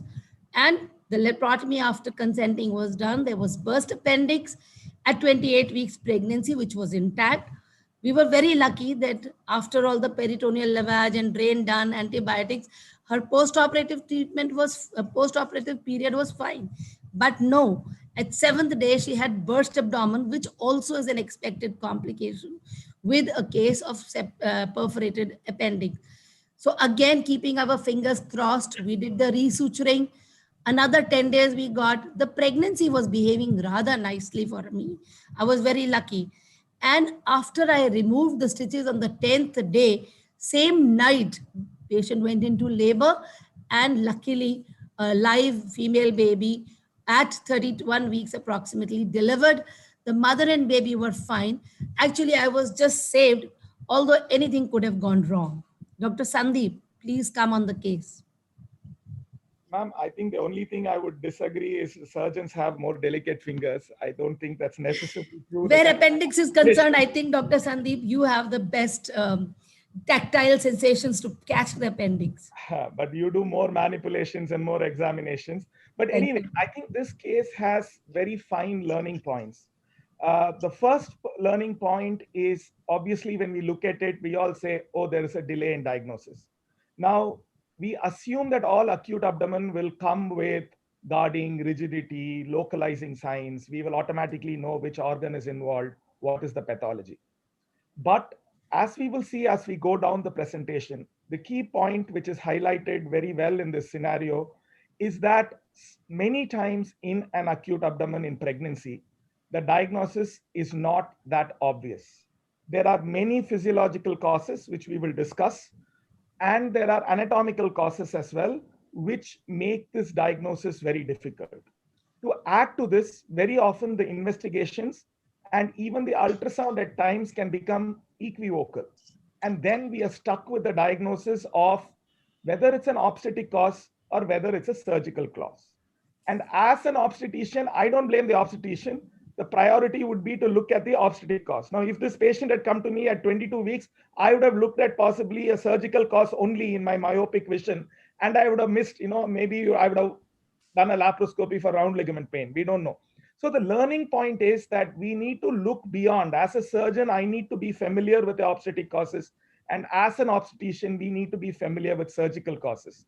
And identifying the cause and identifying the changes that happen in pregnancy which make diagnosis difficult is the way forward. And that's what we'll try to highlight as we go on into this talk. The second thing, of course, is what this case highlights is what delay does in terms of morbidity.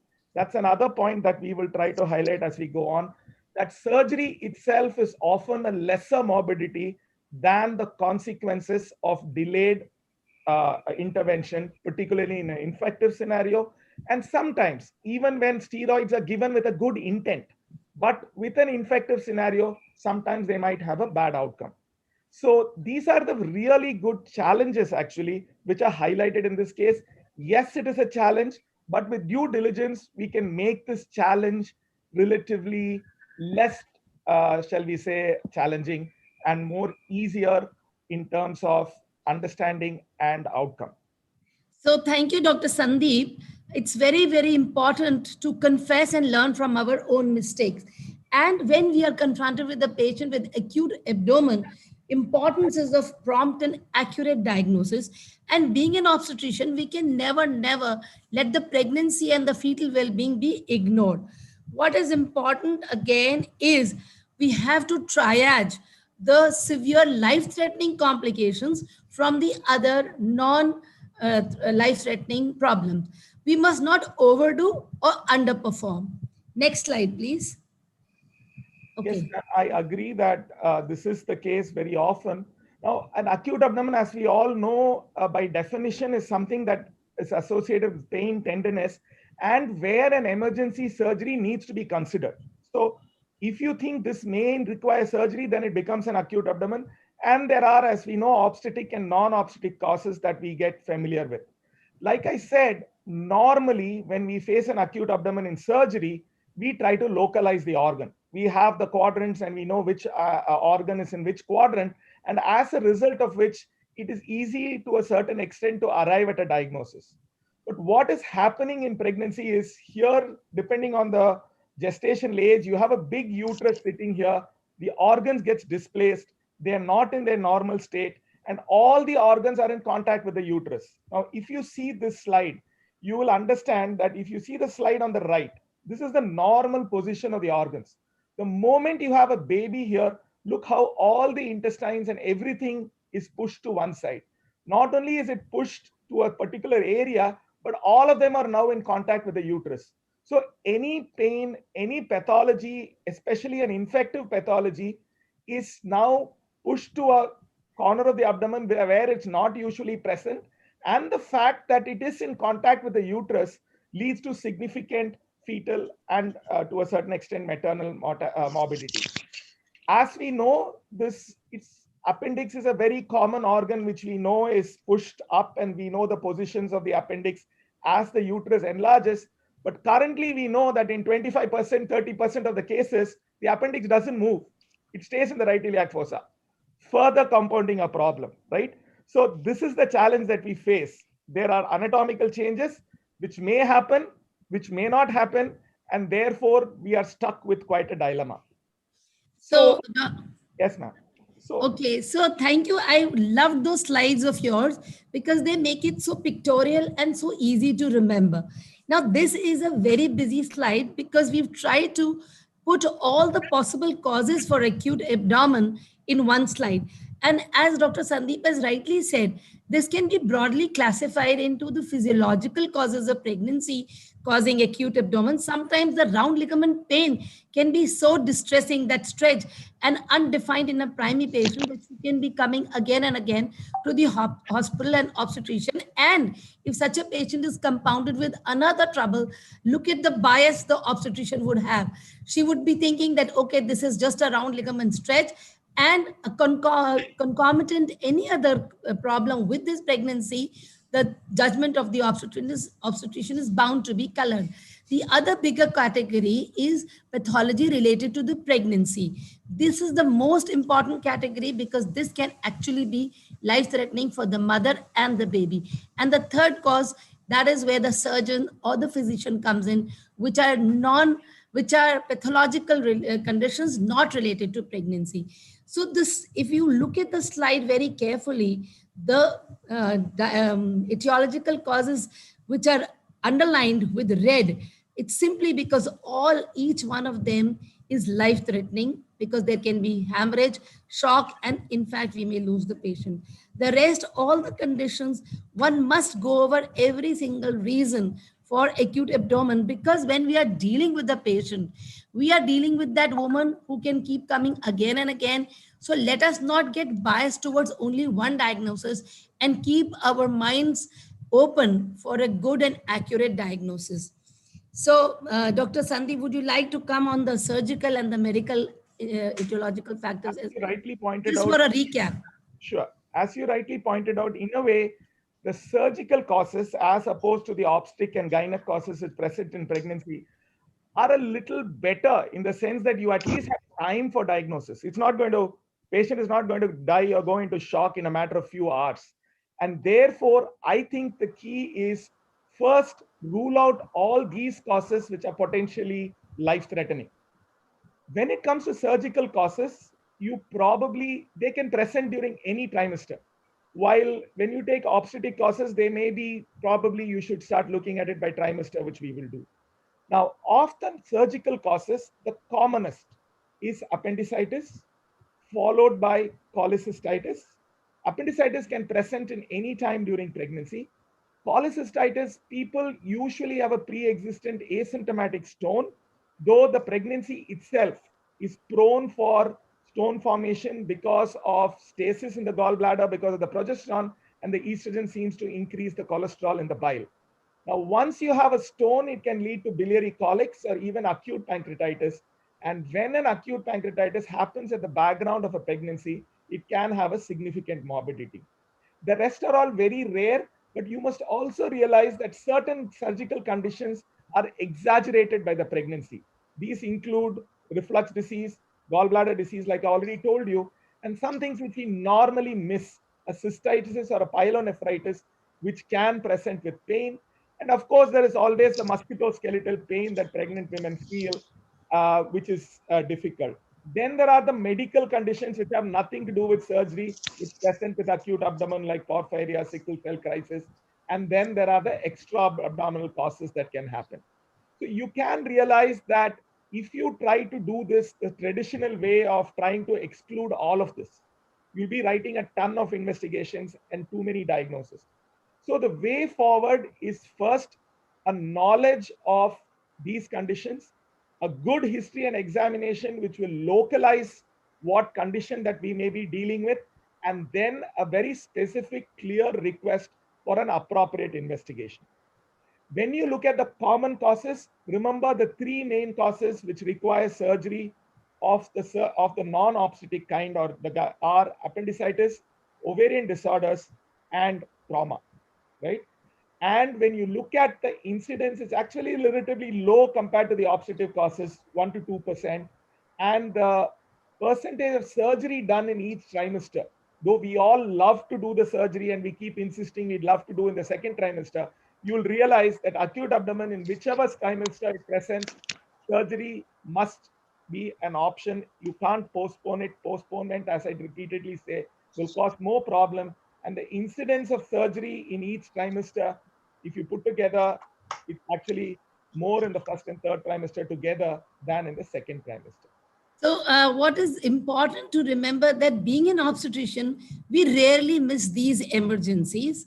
But why we have spent so much time on this slide is so that for just a revision, all the possible causes which can trouble a woman with pain are there in our mind. And because as our teacher rightly told us that eyes don't see what the mind doesn't know. That's why we've taken a little bit of time. So next slide, Dr. Sandeep. Yeah.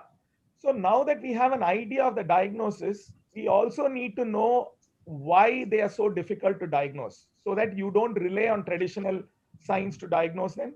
First, like I already mentioned, there is a displaced organ, there is a uterus in the way. Next, the peritoneum is no longer in contact with the organ because of the distension.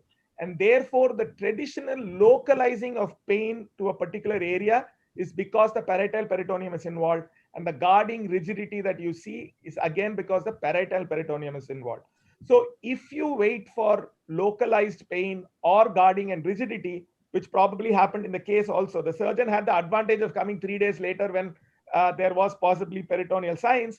You have already waited too long. It's a mistake that we all do. Further, the ability of the omentum to wall off is poor. And sometimes there is a dilated ureter because of pressure, making your diagnosis more complicated. And then finally, there is a mechanical effect of the diaphragm and physiological effects which make a difference to outcome in surgery. Okay, so also we have to remember that the growing uterus causes all these anatomical changes, but the normal physiological changes of pregnancy in the three important systems, that the cardiovascular, the hematological changes, and the respiratory system, it itself can cause changes in the signs. So whenever we are dealing with pregnant women, we have to understand that it is the basic physiological changes along with added on symptoms and signs due to the emergent situation. So whatever is the clinical situation, there's hemorrhage or sepsis, it has to be looked with the perspective of there can be tachycardia, there can be low blood pressure, there will be some leukocytosis because of the hematological changes. All these things which are actually normal, these have to be kept in mind when we are dealing with a case of acute abdomen and investigating. Next, please. So we are going to be taking you through how to actually, before putting your complete management in place, how much importance we are supposed to. Oh, sorry, Dr. Sandeep, would you take that one? No problem. So the key to go about it, so we know it's a challenge. We know there are anatomical issues, there are physiological issues, all these compound us. What can we do? I think the key here is a very detailed history, which Madam will go through in detail. But there are certain important, what we call red flags in history that you need to look at. One, vaginal bleeding. I think that's very, very important. And all as obstetrician, you know that very likely goes to an obstetric cause. Both hyper and hypotension are not normal, especially in an otherwise asymptomatic pregnant woman. Vomiting, I know every pregnant woman might have vomiting, but when the vomiting is associated with severe pain or fever or headache, this is a warning sign. You can't say, oh, this might be just vomiting because of hyperemesis. When there is an associated pain, fever, headache, and of course, any trauma, then these become red flags that you must be very, very careful about.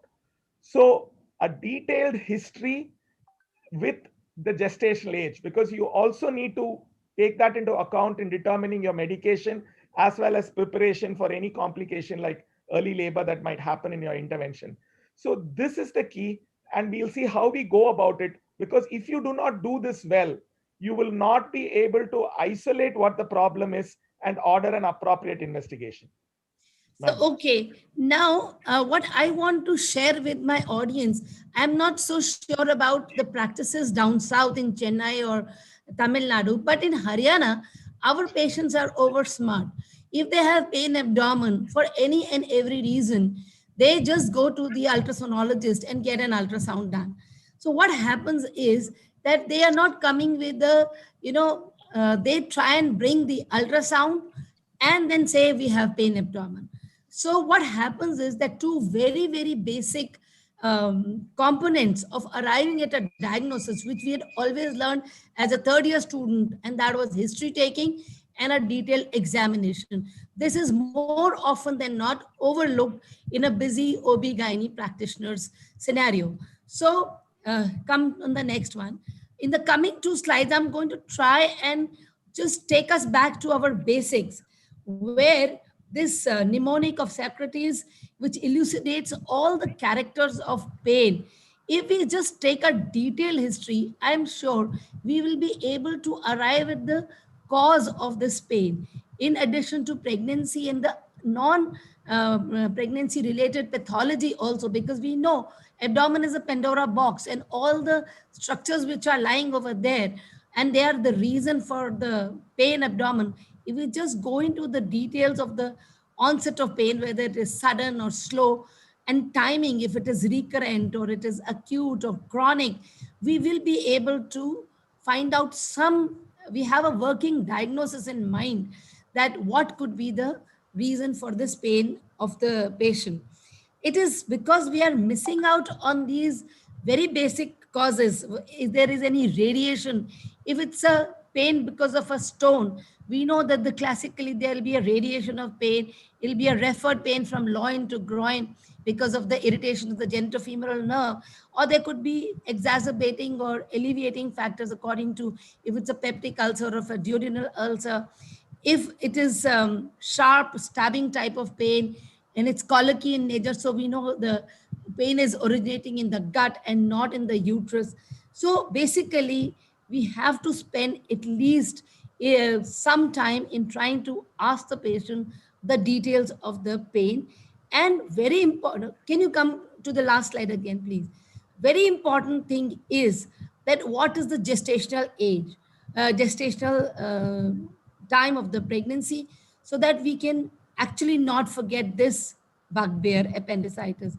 We have to ask a very basic question to let the patient point where is the point where the pain is maximum, which is a simple test, pointing test. If the pain is in a particular viscera, the patient will be able to put the finger, but if it's a generalized pain, she will put her hand. It is very important to know if the patient has shoulder tip pain, that means there is some irritation of diaphragm. These are all very basic things which we tend to overlook or ignore, or it is left out because we are brought a diagnosis by a ultrasound saying nothing abnormal, or some one cause could have been maybe a gallstone is there and actually she's not troubled by the gallstone, it's asymptomatic, but we tend to, because the patient has already put a bias in our mind. So history taking is of utmost importance. That is why I wanted to bring these basics to the consciousness of all of us. Now coming to the next slide. Now, general examination of patient is very, very important. Whenever a patient is in acute pain, if it's a colicky pain, or if it's like acute pancreatitis, she would be doubled up in pain. And if it is, she is having peritonitis, she would be still, she would not be moving. These are very important basic things. Look at her vital signs, as already mentioned by Dr. Sandeep. The tongue, it tells us about the hydration of the patient. If there is any anemia or cyanosis, it could be a recent anemia because of some acute hemorrhage. And also if there is cause in the hepatobiliary system, so we cannot ignore examination of the eyes for jaundice. See, the problem with busy practitioners and why we are going with the basics is it's quite, shameful if the investigation says bilirubin is this much. I mean, why have we missed the very basic examination of looking at the sclera to see if there is jaundice? Now, coming to per abdomen examination, let's not forget that a gentle abdominal examination gives us a lot of information. Looking at the abdomen, if there are scars, we can keep in our mind that it could be some adhesions which are causing pain. Or if there is a cesarean scar, a point of thing to be kept in mind that there could be some silent rupture or something. Now, when we palpate the abdomen, for any areas of tenderness, that's the time we should be very careful. It's a basic thing which we have learned in our third year clinical examination, but I'm sure majority of us, including myself, when I'm busy, I may not have done this many times. So we have to remember that the tenderness, the point at McBurney's point or Murphy's sign, these are points when if the uterus is not big, we may be able to elicit them. Then if there is peritonitis, there will be rebound tenderness or muscle guarding. So also if the pain is on the uterus and we ask the patient to turn by her side, if it's a uterine pain, then it will shift, which is the Adler sign. After the palpation, we have to auscultate for the fetal well-being and also rule out any cause for intestinal obstruction or ileus, which could have poor bowel sounds or exaggerated bowel sounds. Then our examination is not complete if we don't do a pelvic examination. I know with the availability of ultrasound, abdominal probe and the transvaginal probe, we have forgotten to do pelvic examination, but except for a patient who has bleeding in the last trimester where we are suspecting placenta previa, I still feel a gentle pelvic examination by an obstetrician is of utmost importance, especially in the first trimester. If there is a mass along with the uterus, we would be able to diagnose it even before the ultrasonologist picks up a adnexal mass or a fibroid, pedunculated fibroid, etc. Sorry So, for interrupting, ma'am. 3 more minutes to go. no, please, let's make it fast. So assessing the baby's well-being is of utmost importance. If there is a reassuring fetal heart, we know cause is not in the uterus. If it's a non-reassuring thing, then the problem of the pain could be relating to pregnancy. Let's go ahead, Dr. Sandeep, a bit faster. So hematological investigations have to always be seen with respect to the clinical diagnosis in mind. So it's very important to go at the basics of CBC, peripheral smear, and increased leukocytosis, which could be physiological, but also pathological wherever we are suspecting sepsis. CRP in itself is important when it is on the serial rise because it's an inflammatory marker, and lactate defines presence of sepsis. In conditions like HELP and acute fatty liver pregnancy, thrombocytopenia and derailed coagulation profile is of clinching the diagnosis for us. Also important is to see the blood group and all the other investigations. So, okay, Dr. Sandeep, please. I think we have to hurry up. Understand that these clinical examination will pave the way to order the appropriate investigation. Which is the appropriate investigation? There is no doubt that ultrasound is the imaging of choice. Okay. With the advent of high resolution ultrasound and color Doppler, ultrasound should pick up majority of the pathologies. The advantage of the ultrasound is that it can pick up all the obstetric causes and the fetal well-being along with majority of the surgical causes. But one caveat is that we should tell the sonologist what we are looking for. Otherwise, without the clinical examination and the findings, if you just write abdominal ultrasound for abdominal pain and send, they're not going to search for the appendix. They're not going to look at specific sites. They're not going to arrive at a diagnosis. They'll just give you an ultrasound report of the fetus. So that is important. You must also realize that ultrasound has limited role in obese and pregnancy. And when it is equivocal, then you need to go for other tests. MRI is currently the recommended test of choice because it does not use ionizing radiation, and an MRI of less than 1.5 Tesla has been shown to be completely safe in all stages of pregnancy. But if you need an X-ray or CT, I think we are unduly anxious because repeated guidelines have shown that a single CT or an X-ray does not cause much harm.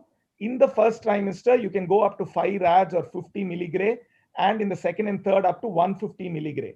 And the usual full CT dose is only 25 to 35 milligray. So if you want to get a CT, please go ahead. It's only repeated examinations which are a problem.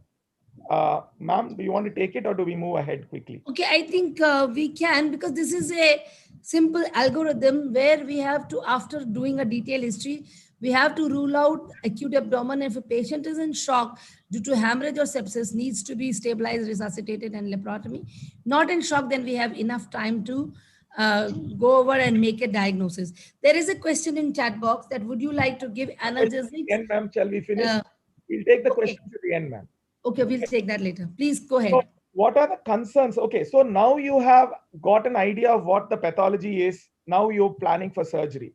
What are your concerns? Now there are anesthetic concerns and there are surgical concerns. The anesthetic concern first is, what anesthesia do I use? Now, in general, the regional anesthesia is preferred to GA. The reasons for this are that the amount of drugs you use is potentially less in regional anesthesia.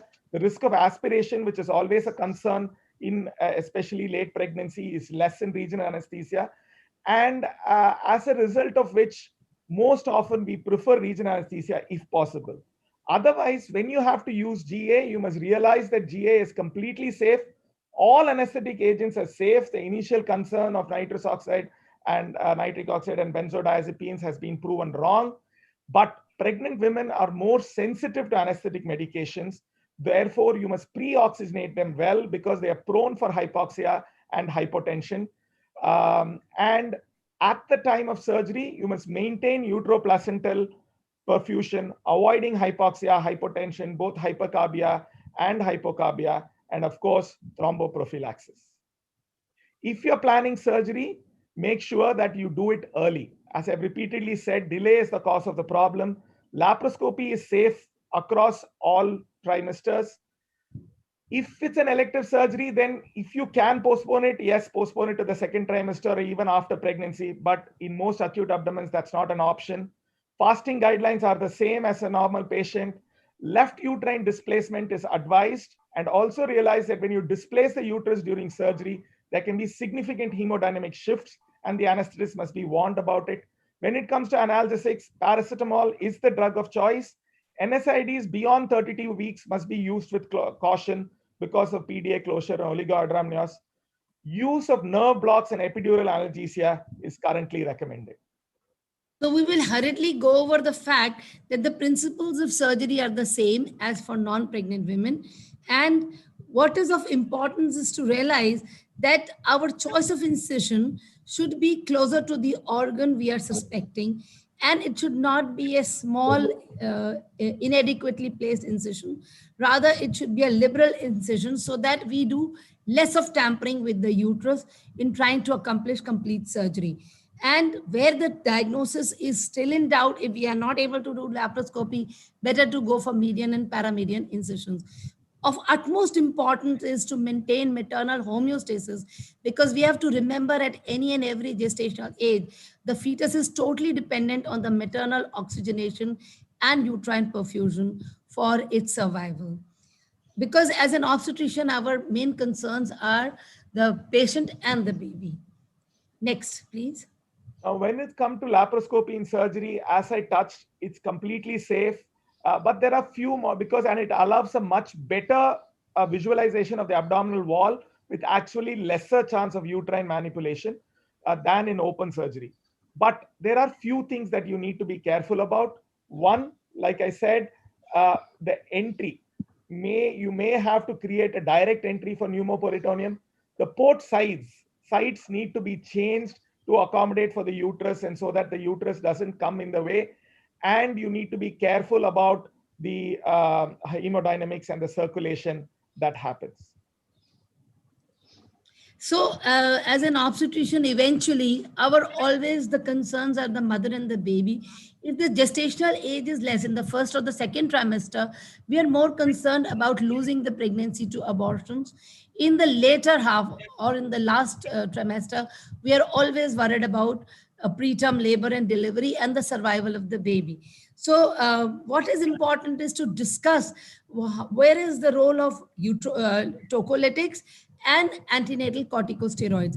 At the very outset, I had mentioned that sometimes even with the good intention, our antenatal corticosteroids may actually complicate a diagnosis. So that is why we have to remember that when we are managing a case of acute abdomen, we have to make sure we have a good working diagnosis simply by good history taking, by careful clinical examination, and the modality of ultrasound and color Doppler, we would have arrived at a correct diagnosis. And all the questions that I'm getting, so only after we have the diagnosis in mind can we treat the patient appropriately and see the improvement in the condition of the patient. It's never like this. We cannot give liberally analgesics because it can mask the evolution of a underlying pathology. And whenever the problem is towards the end, we are also concerned. Suppose we have to do a laparotomy at 37 weeks of pregnancy, then should we combine it with a cesarean and deliver the baby or not? These are the questions which are to be individualized, looking at the complete scenario of the patient. What is the emergency of the mother and the condition maturity of the baby? Next, Dr. Sandeep. Yeah. I'd like to start with a couple of slides here. This is appendicitis in pregnancy. As I told you, a common condition, a surgical condition, or the most common surgical condition. You will see in this scan where the appendix is. This is the uterus and the baby. The appendix is pushed up. But in this patient, when we did a laparoscopy, the appendix hasn't moved at all. It is close enough to the ovary and the uterus. These are the modifications of the ports that we need to do. We may need to go higher. All ports may need to come on one side. But otherwise, the steps of the appendicectomy remain the same. The second common cause. Okay, so we are going to take two cases also from the gynecological side. We are all well aware that if the ovaries are enlarged more than 5 centimeters, it could be a cyst, or more often the dermoid cyst, which gets into a torsion and presents as pain abdomen, vomiting, low-grade fever, and can present as an acute emergency. It is only if we have kept the diagnosis in mind, we'll be able to manage it very easily by laparoscopic method also. So we kept this case just to highlight. And a very important condition which a gynecologist obstetrician can never forget are the fibroids. They can be the friendly tumors which may pass off as asymptomatic with pregnancy, causing no detrimental effect in labor or anything, or they could produce all the symptoms from abortions to abruptio, to fetal malpositions, to PPH, to cesarean sections, anything and everything, or a pedunculated fibroid could get torsion and present as an acute abdomen. So what is important to remember, just this slide, ma'am. Okay, thank you. What is important to remember in fibroid is that as pregnancy grows, the fibroids also tend to increase in size. Those which are bigger in size, they increase more rapidly, but maximum their increase in volume is not more than 12 to 20% in volume. And what we have to, right now, I would like to draw the attention of all the obstetrician is, which we can never forget, is that if we have localized or if the sonologist has reported fibroids in this pregnancy, then we can, as an obstetrician, should be cautious that one of the reasons is the red degeneration, wherein the increasing size of the fibroid, vascularity is compromised, so there is red degeneration, and this is a condition which has to be managed conservatively and no surgical intervention is needed. There are series where antenatal antepartum myomectomy has been done, but that has not come into the guidelines. So that is very, very specific cases where somebody would need to do an antepartum myomectomy. So the clinical red flags, I would be concluding the talk, is that let us not get deterred by multiple readmissions due to abdominal pain. Every time our guard should not be down. We should every time evaluate the patient for the pathology that is underlying and which we may be missing because of the repeated admissions and our getting, slightly, we are less conscious. We should not be giving multiple doses of analgesics. If there is repeatedly we have to give, it means there is some problem and we should have a correct diagnosis of the acute abdomen. So, Dr. Sandeep. For me is that you know the causes and learn to identify them with a good clinical exam. Understand the anatomical and physiological changes will inhibit your investigations, and use your clinical sense to order the investigation, and please talk to the radiologist to let him know what you really want from the investigation. Early surgery, like I said, is important once you identify the cause, and you may have to monitor the baby for premature labor. And a multidisciplinary approach between the radiologist, the surgeon, the gynecologist, and the pediatrician is what will give you the best results. Thank you, sir. Thank you so much. The basic thing is that we should never forget our basics. Thank you, Dr. Vijay, and thank you for a patient hearing. Thank you very much for the excellent presentation. This is a common clinical problem that we come across, and for the postgraduates, juniors, I'm just summarizing. First of all, you should know about the physiological and anatomical changes in pregnancy. Number two, very good clinical history taking is very, very important. That is the basics we were taught. And you should identify the obstetric and non-surgical causes for acute abdomen and a proper clinical examination. My teachers used to say 70% of your diagnosis should come from the history and another 20% from clinical examination. Investigation is only 5 to 10%, but nowadays we are seeing the reverse.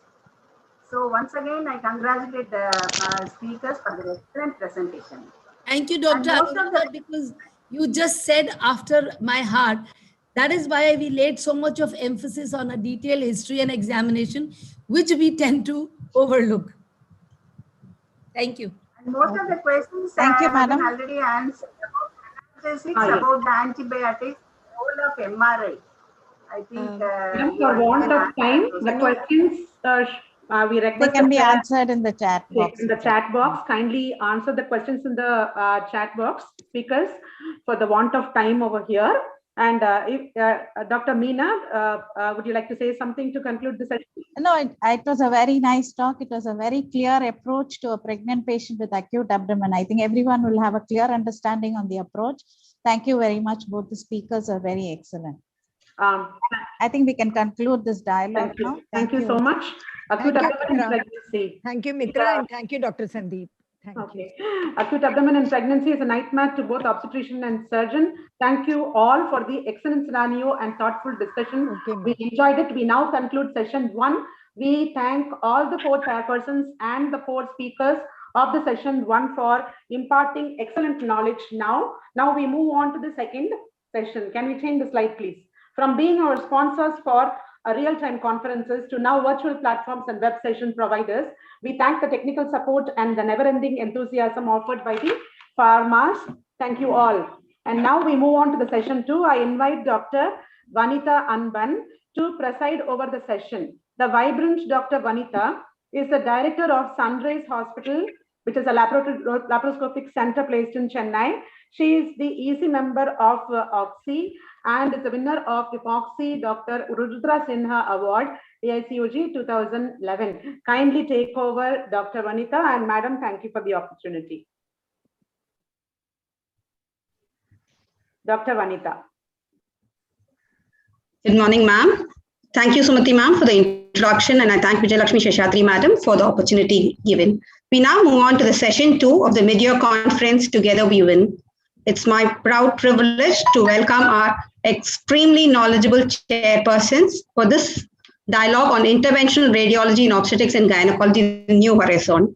May I invite Professor Anjalakshi Chandrasekhar, madam, who's a professor and HOD of obstetrics and gynecology at Madha Medical College, and she's a past president of OGSSI. She's a retired professor of Madras Medical College and the founder president of TNFOG. Madam's work in the field of diabetes in pregnancy is profound and her knowledge is unmatchable. She also has a PhD in the same field. welcome you, ma'am. We also have with us Dr. Nirmala Jayashankar, madam, who's a senior consultant obstetrician and gynecologist from Apollo First Med Hospitals and Apollo Cradle Hospitals. Madam is a past president of OGSSI. She is a winner of the Best Doctor Award from the Tamil Nadu MGR Medical University, and she's an active member of OGSSI, TNRCOG, TNIAG, and IMS. I hand over the proceedings for the next 25 minutes to the chairpersons, with 20 minutes for the dialogue and 5 minutes for your closing remarks and the discussions from the chat box, ma'am. Over to you, ma'am. Morning, Team OGSSI. Congratulations to the entire team for this wonderful team, which is Together We Win. It's always nicer to get input from other specialty. So the next talk is going to be interventional radiology in obstetrics and gynecology. So my memory wise, when we talk about radiology, it was just an X-ray or a hurried X-ray to find out whether it is twins or breech.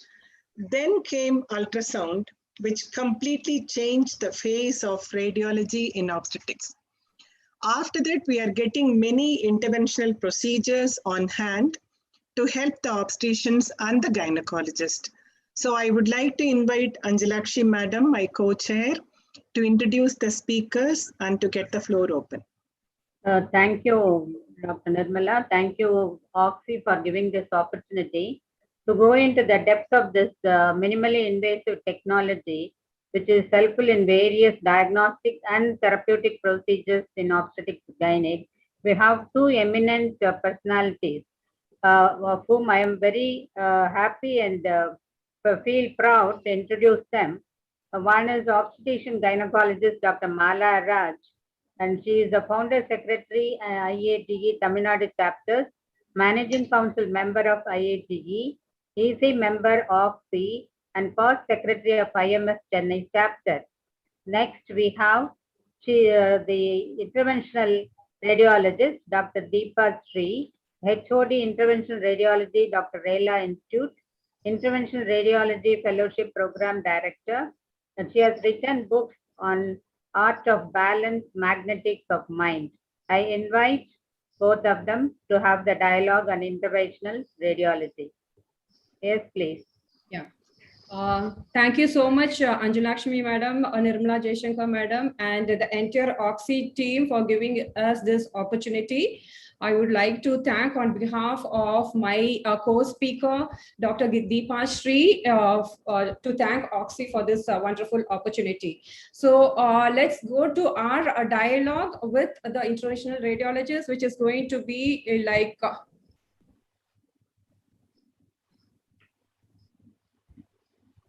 just a moment.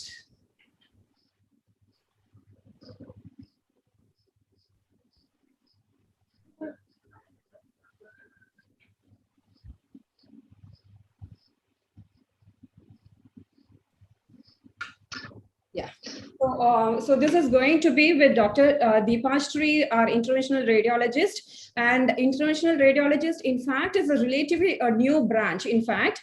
And there are quite a lot of procedures which are being done, like the uterine artery embolizations, and we had HIFU, and also the magnetic guided minimal invasive surgery. But then if you see the uterine artery embolization is the one which has really stood the test of time. The others like HIFU and the MRI guided has in fact taken a back street because it is not found to be of any great benefit to our patients.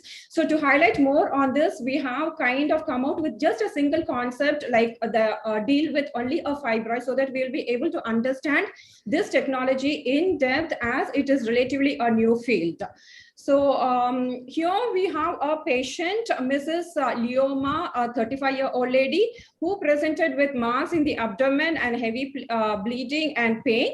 And she is a mother of a male child of about 5 years by a cesarean section, but she is very keen to have our next child. So clinically, she is also anemic and obese with a body mass index of about 35. And on evaluating, she has a fibroid of about 10 by 5 centimeter, which is anti anterior in location.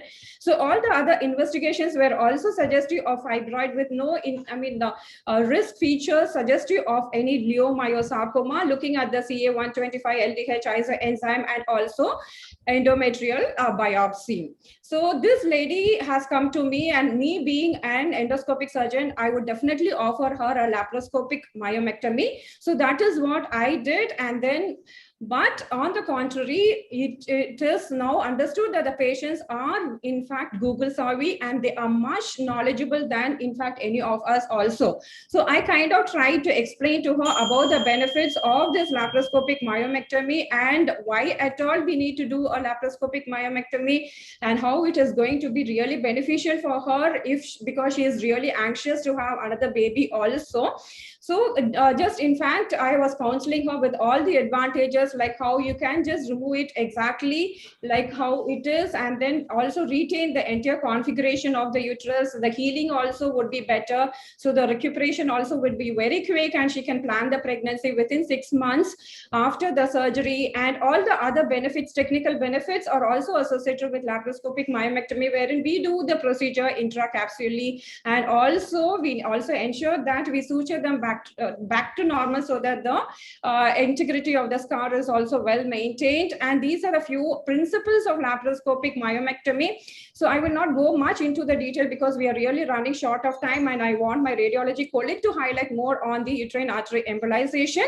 So the technique generally we perform in laparoscopic myomectomy is going to be an intracapsular myomectomy, and the risk is of the only concern when it comes to laparoscopic myomectomy. So, but then it is found that the risk is not much. It is almost on par with that of an abdominal myomectomy, which is just 0.6 to 10%.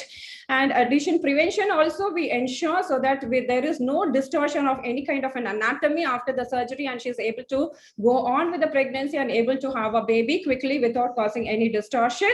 And pregnancy rates have also been found. We also do a kind of uterine artery ligation at origin, so which is kind of almost similar to that of uterine artery embolization, which my co-speaker is going to show. But here the major advantage is that we do not kind of, ligate the uterine artery permanently. We do a temporary uterine artery ligation. This is a ureter, and I pick up the uterine artery and ligate it with a shoelace technique, which is a temporary uterine artery ligation. And at the end of the procedure of myomectomy, we ensure that the knot is released, so that she is able to, and then the uterine blood flow is ensured again, and she has a good vascularity for her uterus and also the ovaries. And the concern of the ovarian return being compromised is not there when we do our temporary uterine artery ligation at origin. So this is just a small clipping of how the uterine artery ligation is being done temporarily by using a shoelace technique. So here you can see that I have identified and skeletonized the uterine artery and putting a shoelace knot to ligate just the uterine artery. So here this is a temporary uterine artery knot which is being done, and then you just kind of tighten the knot and proceed with your myomectomy, and at the end of the procedure release the knot, and you can see that the entire blood flow resumes. So this is in fact almost similar to that of an uterine artery embolization, but then it has an added benefit of not compromising the ovarian reserve. But we are not very sure about this technology of uterine artery embolization, which my co-speaker is going to highlight. And here you can see that at the end of the procedure I have released the knot, and you can see the pulsating uterine artery at the end of the procedure. So now this particular lady is very, very clear that she doesn't want to go under the knife. Whatever said and done, doctor, you have done, or you have clearly explained all the benefits, but I'm very, very skeptical about going under the knife. Can you please suggest me something else? So that is when I suggested, okay, then if that is the case, go in for an GnRH analogs, but then she has already tried that, I believe, and then she's not very happy. So of course I had to suggest to her an uterine artery embolization. So here what I would like to highlight is that we have to give open all the probabilities and all the treatment modalities which are available to our patients, and then with their proper counseling we have to move ahead as what would be the best for them. So I refer my patient to Dr. Deepashri, and here we have Dr. Deepashri to highlight as to what is uterine artery embolization and how she is going to tackle this particular patient. Over to you, Dr. Deepashri. Thank you so much. Thank you, Dr. Mala, and thank you, OGSSI, for having me over here. With regards to the uterine artery embolization, as you all can see, this has been there since 1995. But it's just that there are a lot of misconceptions revolved around this embolization. It's only because the literature dates back to many, many, many years ago. And we must understand that in interventional radiology, the technology is rapidly advancing. We have got these very, very, very small microcatheters which can reach all the way to the fibroid. So we cannot really go back to the literature and then say, oh, literature says this can cause premature menopause, or this can cause ovarian failure, etc., etc., etc. So let me come back to what exactly is uterine fibroid embolization. It's all about, to explain to you all in simple terms, embolization is just a fancy name that's all for blocking the blood supply to any organ in the body for that matter, whether it is uterus, or it could be liver cancer, it could be a renal cancer, anywhere in the body. When you block off the blood supply to any particular organ or tumor, we call it embolization. So it's just a fancy term. Now, if I have to keep it very simple for you, you all would be knowing what a cardiologist does. Coronary angiogram is all about taking a small tube into the coronary artery, and then we are just going to unblock the vessel. Here we are going to block the vessel. That's all it is. And the technique in terms of doing the embolization, we use a trans-radial approach or a transfemoral approach. So a trans-radial approach is off late, we started doing it from the hand, but many, many years ago, or until recently, people have been doing the transfemoral approach, which is basically puncturing the groin and getting inside the uterus. Maybe I can show you a couple of, if you allow me to share the screen, Dr. Mala, can I go back to the presentation and then show the technique very briefly before we move on further? Okay. Yeah. Can I stop sharing then? Yeah. Just if you stop sharing, I'll just see if I can share the screen.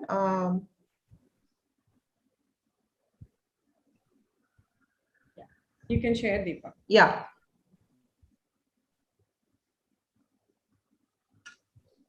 Okay, so you can see this is how the fibroid looks when it is fully vascular. This is how the fibroid looks. So there's so much of blood supply to the fibroid. So the whole concept of embolization is we are cutting off the blood supply only to the fibroid. We are not cutting the blood supply to the uterus at all. So people often misunderstand, or they get a different notion about uterine artery embolization. In fact, we should call it uterine fibroid embolization. So this uterine artery embolization, it's not the artery we are blocking off completely. What we are blocking is we are blocking the blood supply to the fibroid. Then you may wonder, how can I just block out the blood supply to the fibroid and not to the uterus? Now, when we understand this, everything becomes very, very crystal clear to you all once you understand the idea behind uterine fibroid embolization. This is not uterine artery embolization. So, and the particles that we use to block off the blood supply, they're called as PVA particles. So these are very small polyvinyl alcohol particles. So they are inert particles. They are not going to do anything if you inject polyvinyl alcohol particles inside the body. It just gets absorbed and it has got no side effects whatsoever. And in terms of the fibroid, so you can have such a large fibroid like this. It could be an intramural fibroid. It could be a subserosal. It can be submucosal. It can be anywhere. But I prefer intramural fibroids. We can, if there is time, I can tell you why I don't prefer other fibroids. But then intramural is the safest fibroid to opt for. Size really doesn't matter. But anything about 24 weeks, we are a little cautious in telling the patients that it might take longer to resolve.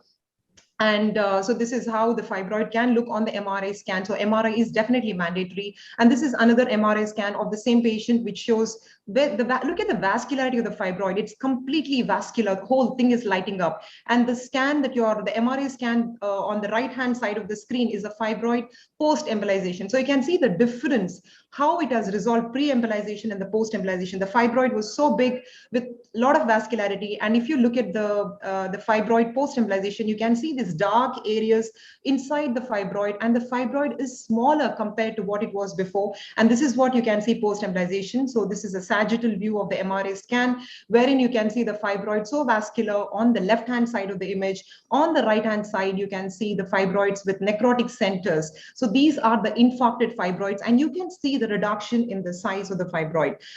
So this is a technique. So what we do is you see the catheter, see the tube that is crossing over from the right side of the body to the left side of the body. And you're seeing like these tiny, tiny tubes called as microcatheters, which go all the way into the uterine artery, the distalmost part of the uterine artery. And when we inject the contrast, this is what you can see. You can see the contrast or the X-ray dye, which is being injected, and you can see the entire fibroid lighting up. And when we inject the so-called PBA articles from this point, what you're going to see is only the fibroid bed being embolized.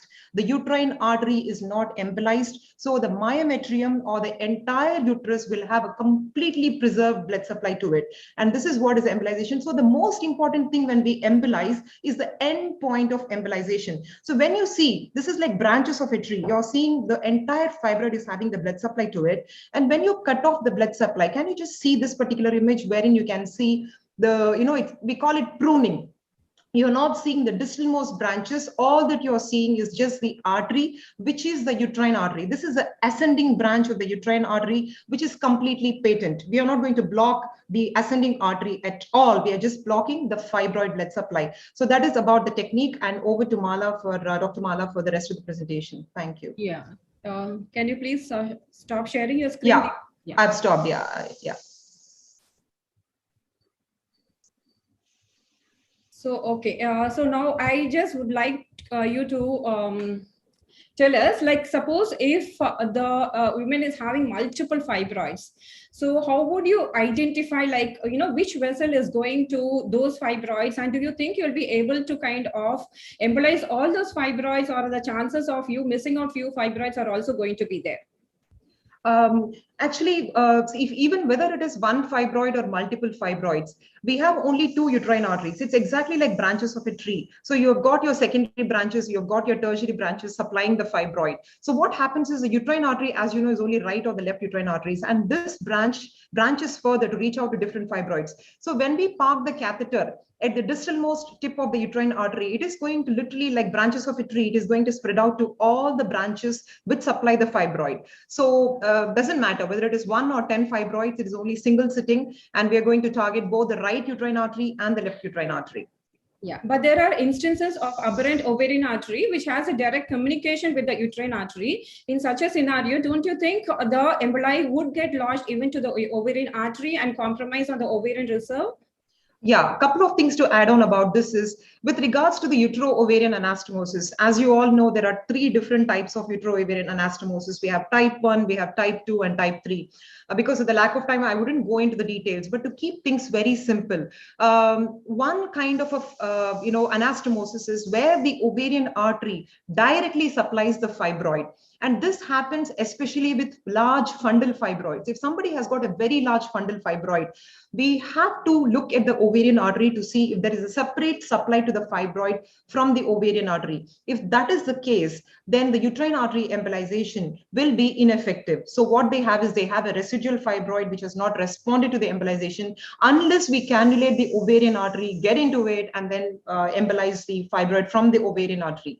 But the thing that you're talking about, the non-target embolization, or when we inject the particles into the uterine artery, can they escape into the ovarian artery? If that is the question, the answer is not always, because with the, as I told you, with the advancement in the technique and the technology, what we can see is we can see the utero-ovarian anastomosis on table and also on the CT scan that we sometimes do in suspected cases before we actually take the patients. Nowadays, we actually do, CT for everybody, unless there is a high risk of radiation or the patient is planning to conceive, and if it is a very young patient, we don't expose.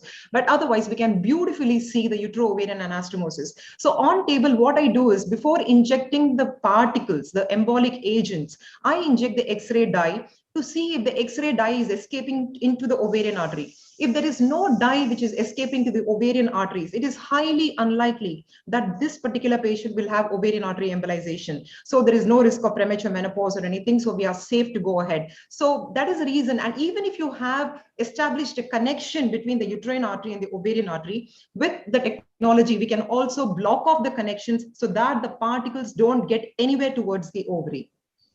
Okay, thank you so much. So there are instances where the women have come back with severe pain after the uterine artery embolizations, and in fact, they have even gone in for an hysterectomy. So what are the adverse effects of this procedure, and what are the things that we need to anticipate after the procedure of uterine artery embolization? Yeah. Right on that. Yeah. The adverse effects after the thing is, as I told you, at the beginning, there are intramural fibroids is probably the safest fibroids to opt for. But when it comes to the adverse effects, some of the adverse effects are especially with the submucosal fibroids, large submucosal fibroids, and also pedunculated subserosal fibroids. If somebody has got a pedunculated subserosal fibroid, I don't prefer embolization in such cases unless the patient opts for it, because there is a high chance that this patient's peduncle might get necrosed and it can fall off into the pelvic cavity, and they may end up having a laparoscopic removal later on. So I don't really prefer patients with a pedunculated subserosal fibroid. That is number one thing. And the second thing is a large submucosal fibroid. If somebody has got a large submucosal fibroid, there is a high chance that it might expand in size. It might cause something like labor pain a few weeks after the embolization, and the patients may not be able to withstand that. They may even expel the fibroid out, and that is something that I don't prefer. But again, recently we did on one of the patients with a large submucosal fibroid, just because the patient didn't want hysterectomy or myomectomy. Patient opted for embolization. I wouldn't prefer such cases, but if the patient opts for it, we explain the risk of the fibroid expulsion to them and then go on with the patient. So those are the main things. And the premature menopause, as I already told you, it's one of the effects if you don't catch the uterovarian anastomosis. So we will skip this slide. You have already explained about the ovarian reserve and premature menopause. So what would be the obstetric outcome? Now, this particular lady really wants to have another baby. If she wants to go through a pregnancy, what are the things that you can anticipate during the pregnancy? Yeah, can you go back to the previous slide, Dr. Mala, about the FEM trial that we were talking about? So it's...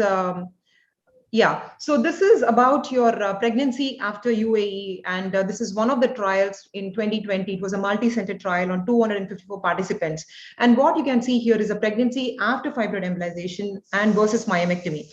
And in this, if you look at the percentage, it's pretty much, it's about 17% versus 10%. And this was the only study to date which shows that the patients, especially those who are desirous of further pregnancies, there are not many trials wherein we compared patients, young patients who are wanting to have pregnancy, with myomectomy. It is really difficult to get such bunch of patients. But of all the cases that I have treated, there are, this is the literature evidence, but from my experience as well, nobody had compromised their fertility except one patient who was above 45 years who ended up having a menopause post embolization. But the chances of conceiving, I don't think it compromises the chances at all if they are planning to conceive after the embolization. In fact, we have done it for such patients because there is no option of hysterectomy for such patients. Although myomectomy is always an option, patients always worry about surgery. They worry the risk. They have this fear of myomectomy, and such patients we have done. And one patient actually conceived after embolization, but unfortunately she aborted after the embolization, after the conception. But otherwise, I don't think there is a significant risk imposed compared to myomectomy. So, but there are literatures stating that after the procedure, there are chances for intrauterine growth retardations, placental insufficiency, adherent placenta, and even uterine ruptures have also been reported after embolization when she goes through a pregnancy. So what is your take on that? Again, this is one particular study, which shows the obstetric outcomes. Actually, if you look at this particular thing, there isn't much of a difference between this. The numbers are very, very small. So 5 numbers is not a numbers to call it a study in the first place. So unfortunately, I would say, although everything says it is okay to go ahead with the uterine artery embolization and it is comparable to myomectomy, I would probably quote in the anecdotal evidence, my evidence, as opposed to the literature evidence, because I think my numbers are probably more than what the study says, although we don't have a head-to-head comparison with myomectomy. So definitely, I haven't come across any case wherein people have complained about IUG or the risk of uterine rupture. At least I haven't heard myself at all, anecdotally, and the literature doesn't report it either. Okay, so this is your references and. Yeah. Okay. Madam, we are already running out of time, ma'am. Could you please? So maybe we will kind of, just this is one important thing I would like you to highlight, how good it is for adenomyosis. Yeah. See, adenomyosis, again, it is considered good, especially for pure adenomyosis. But sometimes you have got a combination of, it's a mixed picture. The results may not be that good, but when somebody has got a pure adenomyosis, the literature evidence shows that uterine artery embolization is absolutely safe. The only difference that we do with adenomyosis compared to fibroid embolization is the size of the particles. The size of the particles that we choose is about 300 microns per adenomyosis, and it is shown to have a significant result and a very good outcome if you choose the right kind of particles for adenomyosis. And of course, the pre-procedure investigations, I think we will skip through, must be almost the same thing. And contraindications for the procedure, which you tell me which will be the best fibroid, for this uterine artery embolization, and what are the fibroids that we should not do uterine artery embolization. That we need to be very, very clear. As I told you already, Dr. Mala, it's just a large, pedunculated subserosal fibroids, and any uterine size which is more than 10 centimeters or more than 24 weeks pregnancy, 24-week size uterine size, or a large submucosal fibroid, I think we should probably avoid those. And if a patient has got a very beautiful single exophytic subserosal fibroid, better to go for myomectomy than come for embolization. Why touch those cases? Yeah, right, fine. So any specific consent you take for all these patients while doing this procedure? Yeah, I mean, as I said, all the adverse effects that I mentioned to you, I mean, we are going to mention all those things: premature menopause and the risk of fibroid expulsion. So those are the two main things that we always explain. Yeah. Any post-procedure care need to be taken? It's nothing much except the IV antibiotics, and because we continue them for 5 days, because most of the patients, they just go, and one patient actually, she completely ignored the symptoms of a foul smelling vaginal discharge for 4 days, and she was actually expelling a submucosal fibroid. So we have to tell the patients, if you see something like a foul smelling discharge or the fever which hasn't subsided, they immediately need to come back. Otherwise, they may end up getting a hysterectomy done. So as long as we warn the patients and give them the right antibiotics, I think it's absolutely okay. So when do you consider this procedure a failure? Procedure is a failure, especially when we fail to identify an extra uterine supply. And if you see a large fibroid which hasn't resolved in size at all, or if the symptoms haven't, if there is no resolution of the symptoms whatsoever, it is a UAE failure. So as you know, it's a clinical failure or a technical failure. Technical failure is very, very minimal. I think it's mostly to do with the clinical failure. Thank you so much, Dr. Deepashri. So to conclude, uterine artery embolization can be offered in selected patients.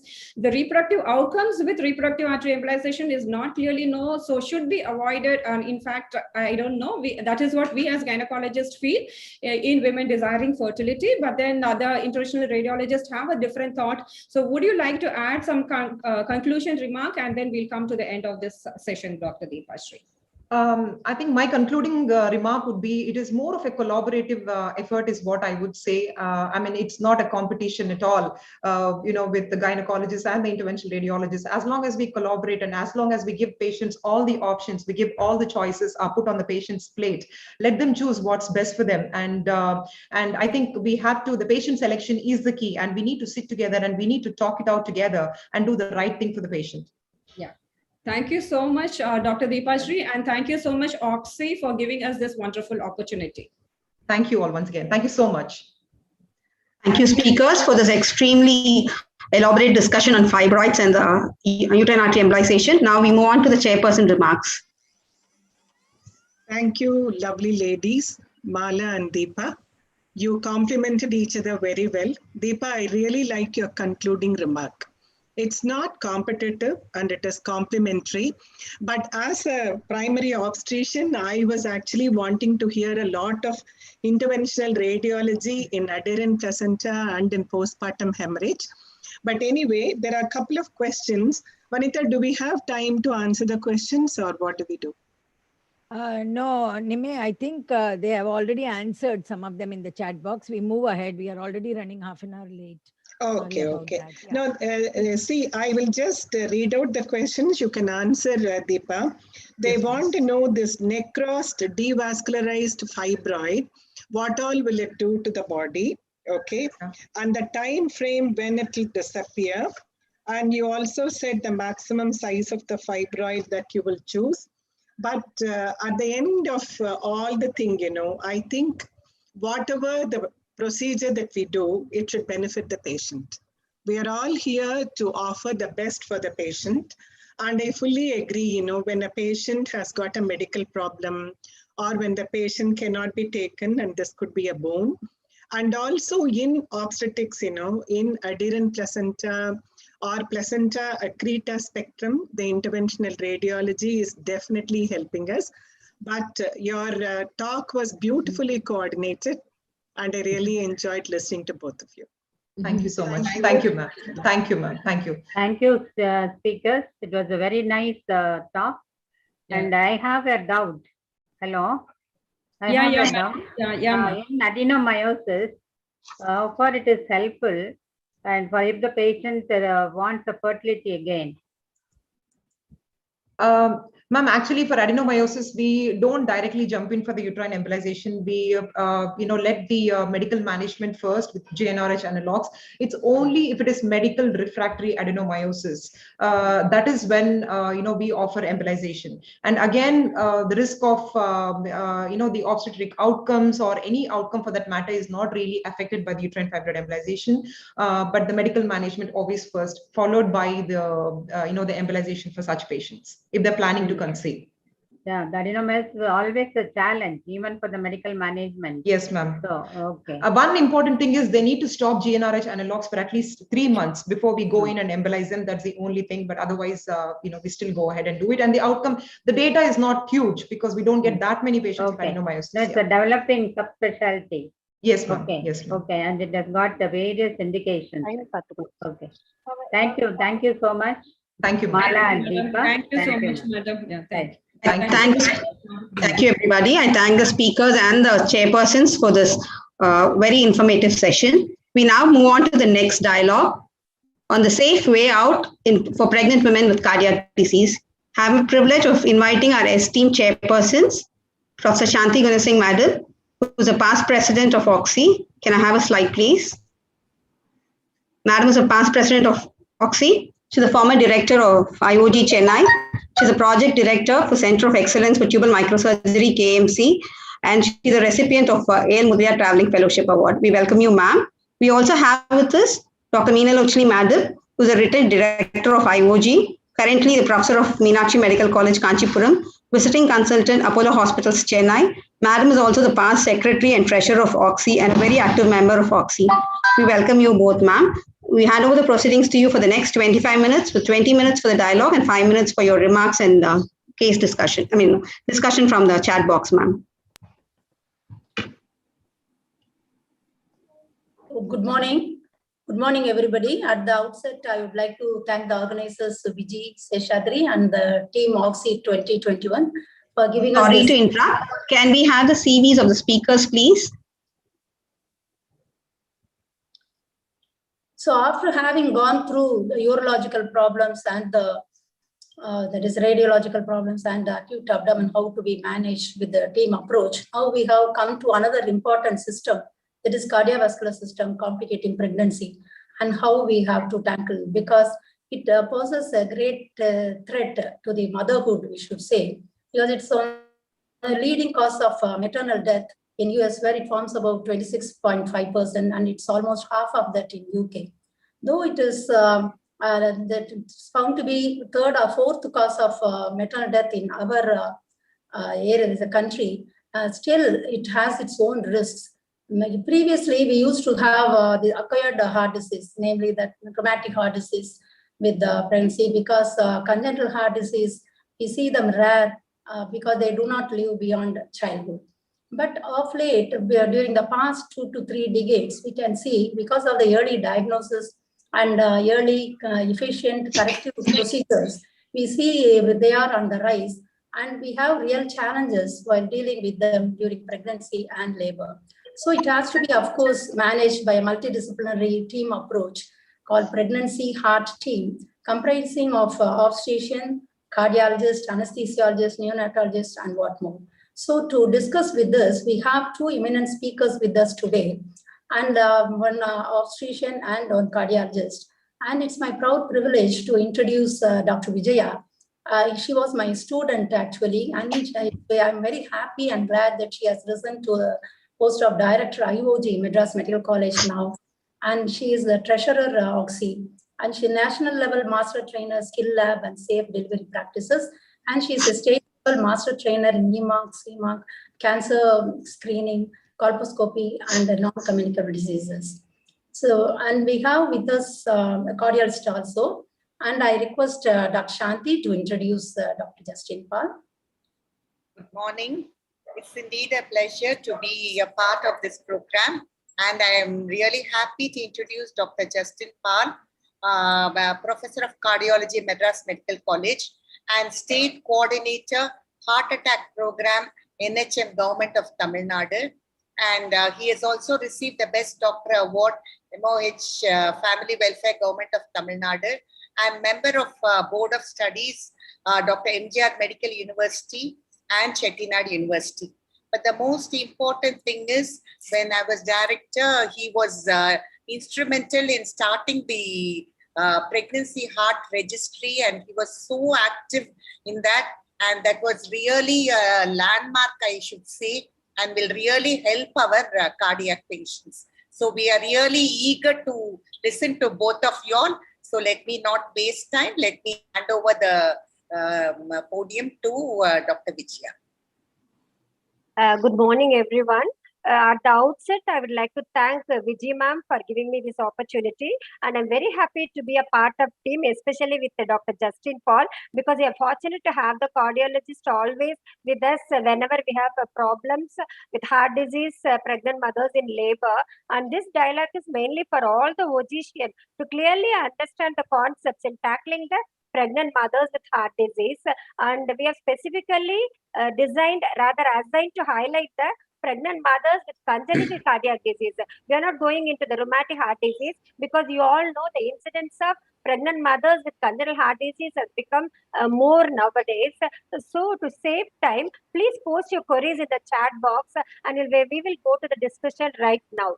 Thank you so much. Can I start sharing the screen, Vanita? Yes, do, Vijaya. I asked Chitrakala to share the screen. I have with me, yeah. It should be a slideshow. Slideshow, ma'am. The fourth one from right, ma'am. Fourth one from right. From right. Help, view, review, and slideshow. From the right, you scroll down now. Madam, at the top corner. File, home, insert, design. You come straight there. You're in design, come to transitions, animations, and then come slideshow, ma'am. Your pointer is at design, just three from that, ma'am. I'm asking for remote control of your slides. If you accept it, I can control your slides. No, it's better I control because I have to, I want to go, one second. I'll come. Yeah.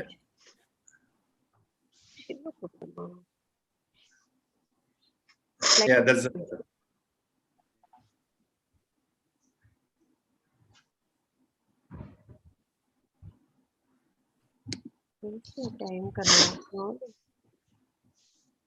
Ma'am, you go to the extreme left corner, ma'am. From there, you will find left corner. You will find file there. From there, you move, ma'am. File, home, insert. When you come down next to animations, come slideshow. Click on that, ma'am. Yes, ma'am, you're on the right track. Just scroll towards your right.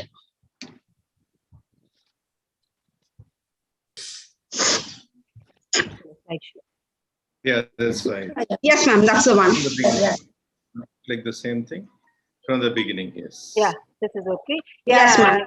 Perfect, welcome Dr. Justin Paul. Sorry for the delay. And I bring greetings from RGGH and IOG.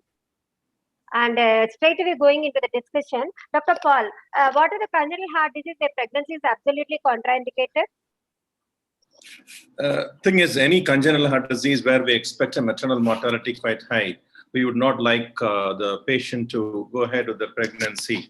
Now, any patient with severe pulmonary hypertension, particularly Eisenmenger or primary pulmonary hypertension, or with the rheumatic heart disease with severe pulmonary hypertension, we would not like them to go ahead with the pregnancy because the mortality is going to be very high. Any patient with ventricular dysfunction, left ventricular dysfunction, EF less than 30, or severe heart failure, we would not like to go for them to go with pregnancy. Any peripartum cardiomyopathy, if there is a non-recovered left ventricular function, it is better for them to stay without getting pregnant. Similarly, severe left ventricular outflow tract obstruction and mitral stenosis, severe. So we'd rather like to take care of them with some ballooning procedure before they become pregnant to enable them to get pregnant. Similarly, any types of severe aortic diseases, particularly in Turner syndrome or bicuspid aortic valve or Marfan's, where there is an aortic dilatation, where the chances of aortic dissection is going to be high, we'll prefer them to stay away from pregnancy. And Fontane's procedure with any complications. Yeah. Previously, Any congenital heart disease with pulmonary arterial hypertension. So we are restricted to congenital cardiac disease and also with Marfan's, right, Paul? yeah, any coactation of aorta, this is also a congenital heart disease. And we get aortic stenosis, which is a congenital heart disease with bicuspid aortic valve. We can get congenital mitral stenosis. All these listed are congenital, including the Fontane surgery. Previously, Fontane's procedure was considered a contraindication, but of late there are some informations. So we safely allow a Fontane without complication to go ahead with the pregnancy, based on the baseline NOHA status. Yeah.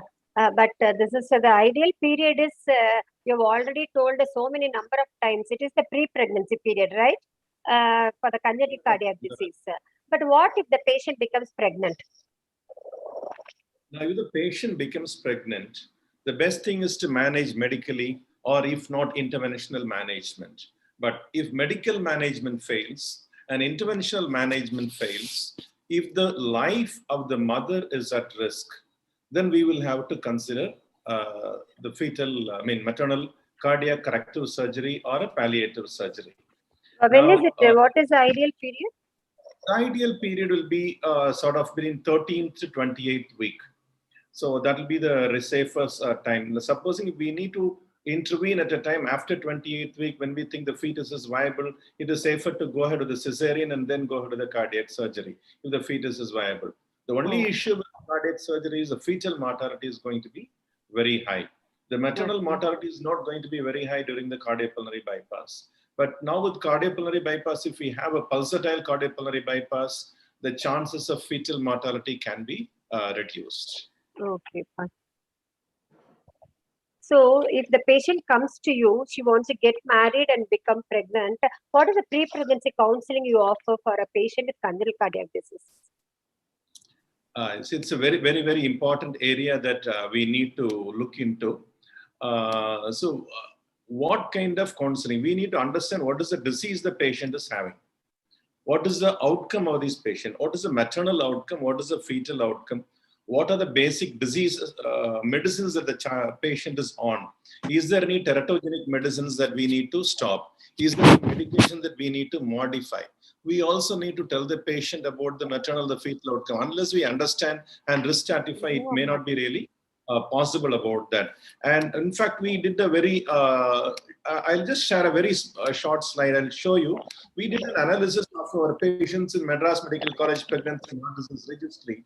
We shared about 161 pregnancies. We found that the pre-pregnancy counseling or pre-conception counseling was there only in 54 pregnancies out of 161 pregnancies. So this is just to tell you the type of counseling our patient comes. Many times they come to our obstetricians in the last stage. Madam, you can share now. Many times they come to the pregnancy last stage. So we have to, again, we need to find out who is coming with the patient. There are many patients whose families have been, they often conceal the heart disease for various reasons. So that is one reason they don't come for preconception counseling. So this has created some social issues as well. We need to understand all these things before we get into counseling. So if, how long? No, I just want to know about the role of CT or MRI. Is it a must before pregnancy if the patient attempts for pregnancy? Not really, madam. All the patients, basically, if a patient with congenital heart disease comes to us, we need a thorough baseline clinical evaluation. What is the historical status? What is the clinical status? What is the NOHA class status. If the patient has NOHA class 3 or class 4 status before pregnancy, it will be very unsafe for them to go ahead with the pregnancy. And then we need a good baseline echocardiogram. Now, if the patient has severe aortic diseases, in such patients, we need to have a, I think your slide has been sent to me, madam. I will share your slide. Somebody has sent your slide. I think your PG has sent your slide to me. So I will probably share yours. Is that your slide, madam? Yeah. I am sharing one slide. Is it coming? Yeah, if you can share, you please share. I thought I am sharing.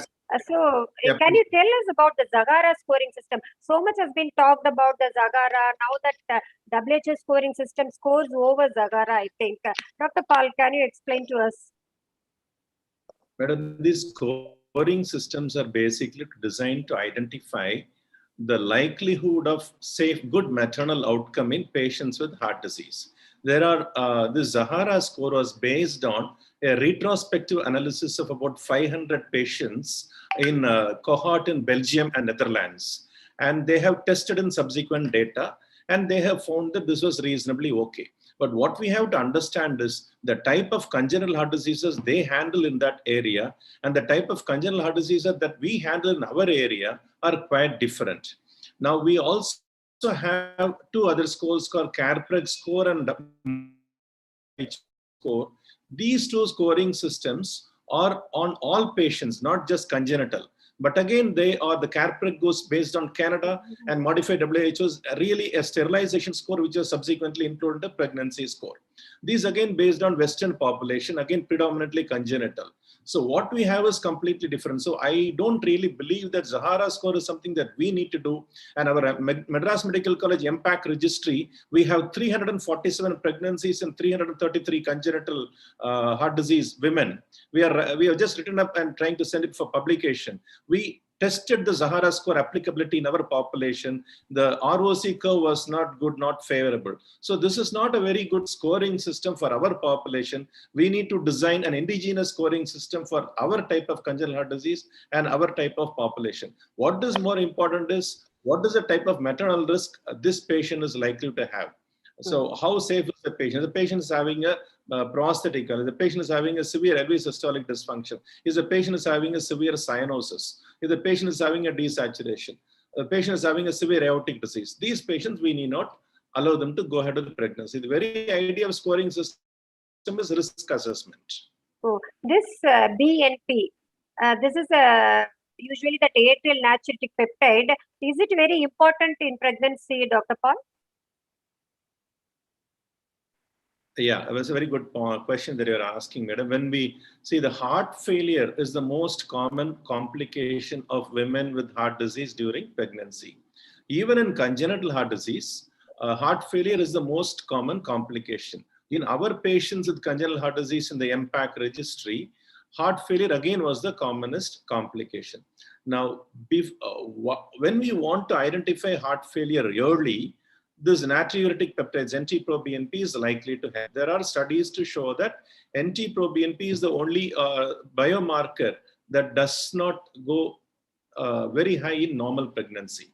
So we can accept a reasonable standard, use it to detect early heart failure in pregnancy. Very important is clinical judgment, and it can ably be guided by an NT-proBNP levels. Is it very costly?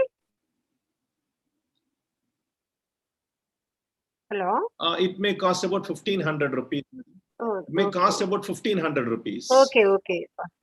Is there any precautions to be taken in medical termination of pregnancy for congenital cardiac disease patient where pregnancy is contraindicated, in particular to mifepristone, misoprostol, or anesthesia?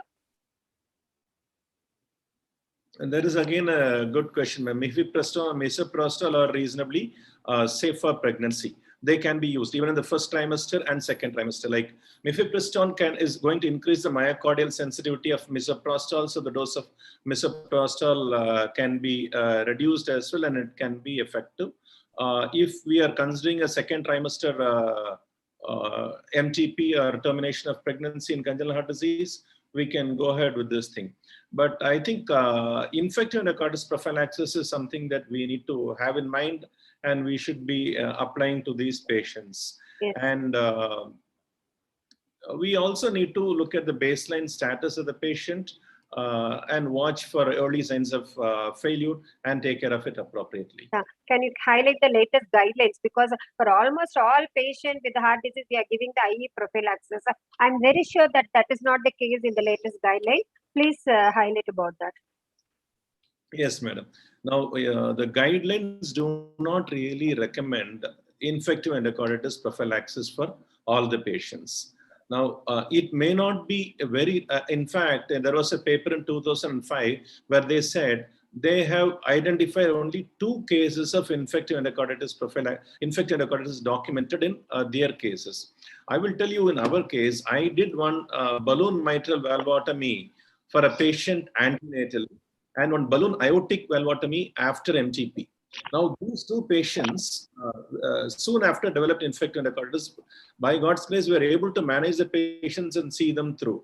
So I will be very happy in cases, particularly complex congenital heart diseases, where there is a high gradient flows like severe aortic stenosis or severe mitral regurgitation, or there any prosthetic material or any leaks or regurgitation by the side of the prosthetic material.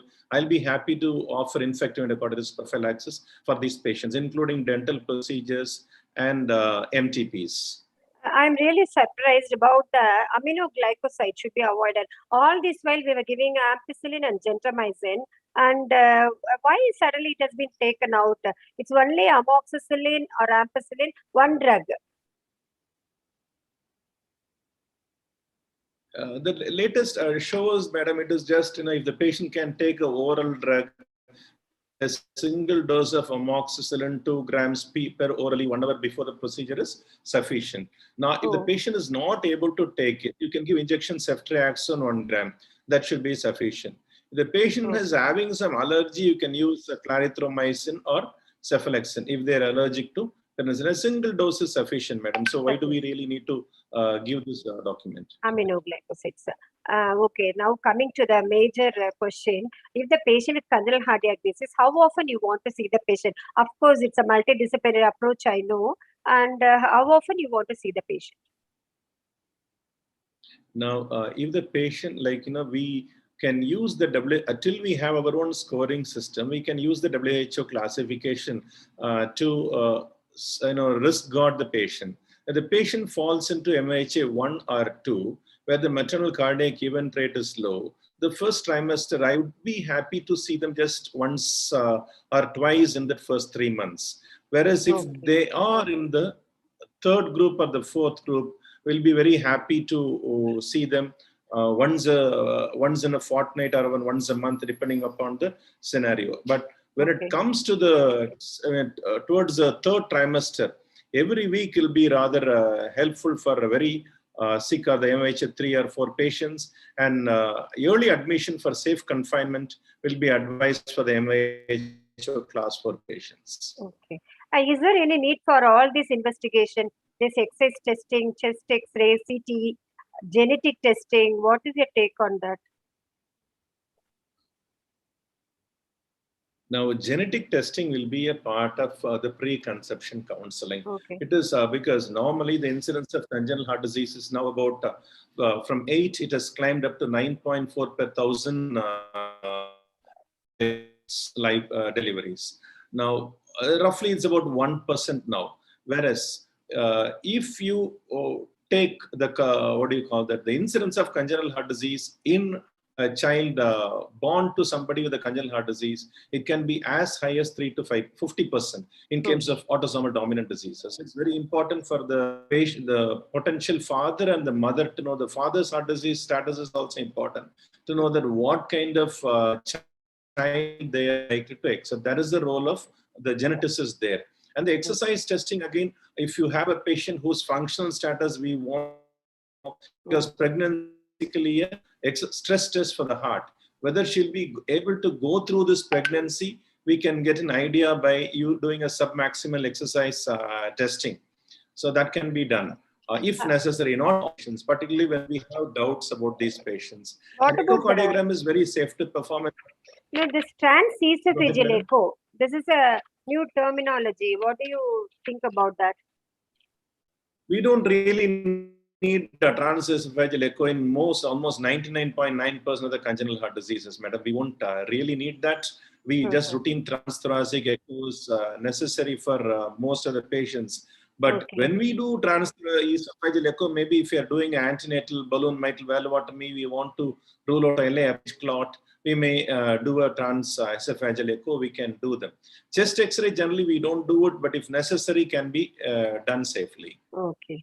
And the MRI, that gadolinium is contraindicated in pregnancy, the contrast MRI, right?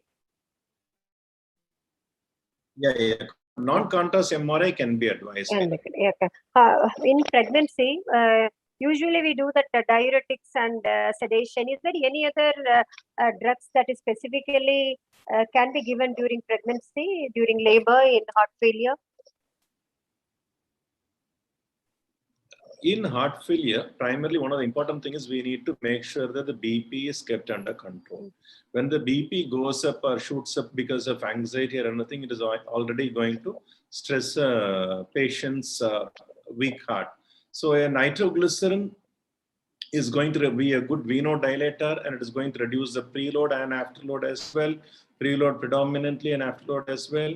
It is going to be helpful, intravenous nitroglycerin.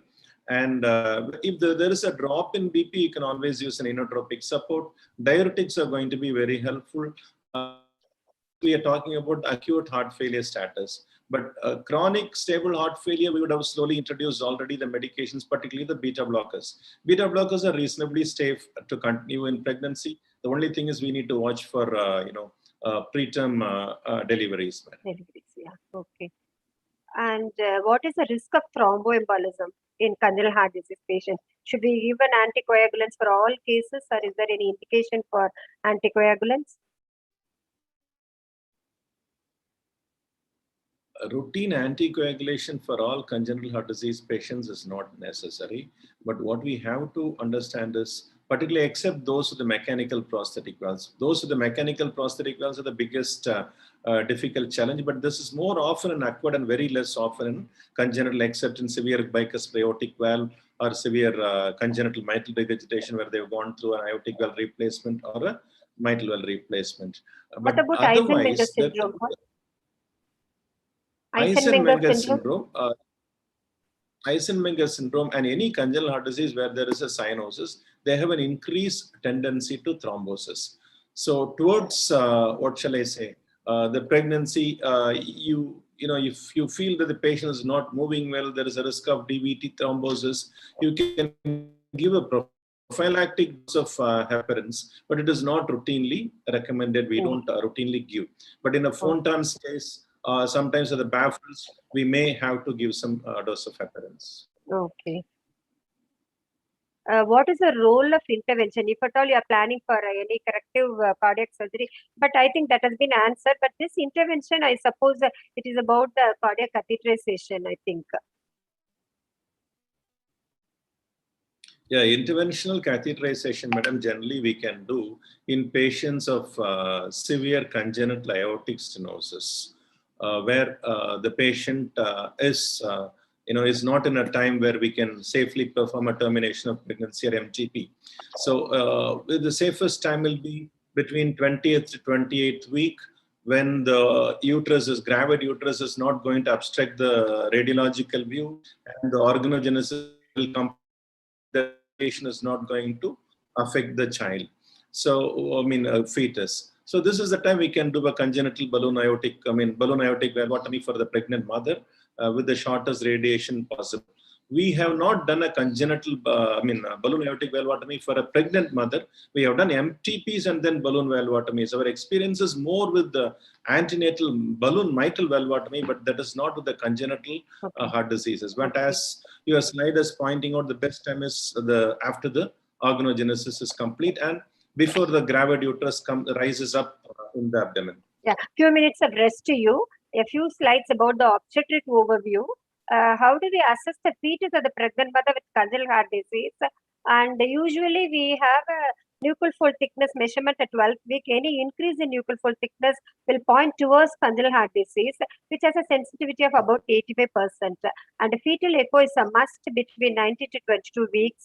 And the aim of fetal well-being is to decide about the optimal time of delivery, and the survival rate increases 1% per day and up to 32 weeks. And then regarding the management of labor, Dr. Paul, is it in most of the books it says either the right lateral or the left lateral position? It is correct? I'm sorry, the patient should be kept in the Right lateral during labor. Yeah, that's fine, madam. That is fine. What is not in the. humidified oxygen, by the way? Can you come again, madam? Humidified oxygen. All oxygen that we give is humidified oxygen. No, So there is nothing different, no? And what about epidural analgesia in labor? That is one of the safest No, but is it contraindicated in Eisenmenger way? It might cause reversal or something like that. What is, because it is specifically given that epidural analgesia in labor, is it okay for congenital cardiac disease patient? In any patient where it is likely to reduce the systemic vascular resistance. Okay. In patients with right to left shunting, when the systemic vascular resistance comes down, there is a likelihood of increased right to left shunt from there is the pulmonary circulation to systemic circulation. So the cyanosis is likely to increase. So in pulmonary hypertension patient, that is okay. In this right to left shunt, we need to be careful, particularly when you are using epidural. Okay. And indications for cesarean section, it's already there in almost all the books. But then we have to be very sure in Marfan syndrome, where the aortic root dilatation is more than 45 millimeters, and any unrepaired cyanotic heart disease and fontal circulation without any complications. All those conditions may go in for section will be very safe. And the infertility management, a word about the infertility management, the hysteroscopy and laparoscopy may be life-threatening in pulmonary hypertension and fontan circulation. And there is always an event of prothrombotic play, especially in ovarian hyperstimulation syndrome and superovulation. And so cardiovascular evaluation is very essential before starting the infertility treatment. And the contraindications for treatment of infertility is in class 4, class 3, and patient is on oral anticoagulation. And Dr. Paul, would you like to take stress on any other important points which I missed out? I think you have covered quite all the points, and I think there are some, except some questions that have come in the chat box. I think if we have time, can we take the questions, Vanita, or we are running short of time? Vijaya, I think we are already half an hour late. Okay. So I think he can answer in the chat box to them. Okay. Excellent presentation to the point. Thank you. Okay. Yes, ma'am. Yeah, I very well. I would like to thank the OGSSI and Shanti ma'am and Veena ma'am being the moderator for this session. And I would like to thank Dr. Paul. In a very short time, he just amidst his busy schedule, he came and helped me out with this all these beautiful points. Thank you so much, Paul. Thank you, Dr. Paul, and over to chairpersons for their comments. Madam, I thank the OGSSI for giving this opportunity, and working with the obstetricians have been a great joy to work with. And we have, in fact, now at MMC, we have been working from Dr. Shanti Gunasingh, then Dr. Shobha, then Dr. Vijaya, then KGH. We've been working with the entire team. And now with this Tamil Nadu Pregnancy and Heart Disease Registry, we are working with a team of almost 150 to 200 obstetricians in 30 centers. It is always a pleasure to work with you, and thank you for the opportunity. Thank you, sir. Yeah, I thank the duo for having given an excellent dialogue. You have nicely stressed on the point that pregnancy is indeed a stress test for even a normal heart, and occult heart disease can be manifest for the first time. And it's very important to, at least for the time being, till we develop our own scoring system, modified WHO risk scoring system will help us to assess the maternal risk. And a multidisciplinary team is always mandatory. And that is the reason behind this wonderful conference initiated by Dr. Vijayalakshmi. You have also stressed about the importance of using NT-proBNP for identifying heart failure, and the use of beta blockers too. So I think it will be really nice that when we unite, we can give better outcome both for the mother and the baby. And I thank OGSSI for having given me and Dr. Nilochini the opportunity to chair this wonderful session. Thank you very much. Thank you. Thank you, OGSSI. Thank the chairpersons and the speakers for this extremely informative session. We now move on to the next session, the keynote address. May I invite our OGSSI secretary, Dr. Geeta, who will be chairing the next session. I'm sorry, who will be coordinating the next session. Thank you. Thank you, Vanita. It's my pleasure to introduce the keynote address chairpersons. Am I audible? Yes, Geeta, you're audible. Can I have the slide of Dr. Cynthia Alex? Yeah. It's there. Dr. Cynthia Alexander is former director, IOG. She is the winner of AL Mudalia Traveling Fellowship Awardee, Lifetime Achievement Award by Tamil Nadu. She had a Lifetime Achievement Award by Tamil Nadu Medical University. She is a resource person for family life education for schools and colleges and premarital classes. Dr. Rekha Kurian, she is director and consultant, Joseph Hospitals, Chennai. Honorary consultant, Southern Railway Headquarters Hospital, Chennai. Past president of OGSSI and vice president of OGSSI, 2015. Managing committee member, IAGE. And vice chairperson, Tamil Nadu chapter, IAGE. Immediate past chairperson, South Zone AICC RCOG. Over to chairpersons. Thank you, Geeta. Am I audible? Yeah, ma'am, audible. Yeah. So good afternoon on this lovely hot Sunday. And I thank the Dr. Vijayalakshmi and her lovely team for this opportunity. On behalf of my co-chairperson, we welcome this august audience viewing this conference. In any conference, we look forward for the keynote address and the oration. I am truly privileged to introduce the speaker of this day's keynote address, Dr. Mandakini Megha.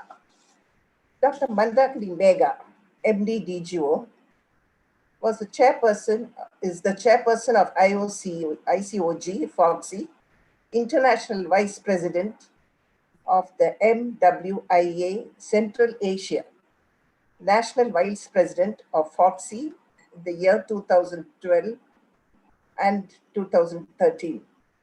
Past President of the Indian Federation of Ultrasound in Medicine and Biology, Chairperson of the Imaging Science Committee, Deputy Director of the Health Services Government of Maharashtra, prestigious post of Superintendent, Kama and All Bless Hospital, Mumbai, Maternal Health Consultant of UNICEF, and has awarded DK Datta Publication Award, Dr. Ganatra Award, Mahila Gaurav Award, Shailaja Pandit Award of Maharashtra.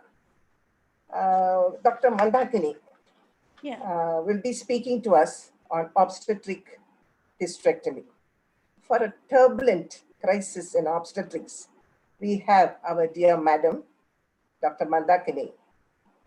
The river Mandakini, the beautiful river flowing gently through the sacred temples of Kedarnath and other holy shrines. So sitting comfortably at home on a Sunday, we are going to listen to a topic which in real life would have caused jitters and sent chills down the spine. And so now over to Dr. Mandakini. I would also like to welcome Dr. Mandakini Megha. After a long time, I'm seeing you. So please welcome to our OGSSI Society, and please deliver your keynote address. Yeah. So a very good morning to everyone. As my chairperson, respected chairperson, has very well mentioned, though it is a hot summer, but we are very pleasant to see each other. And Rekha, I'm meeting you after a long time, missing you.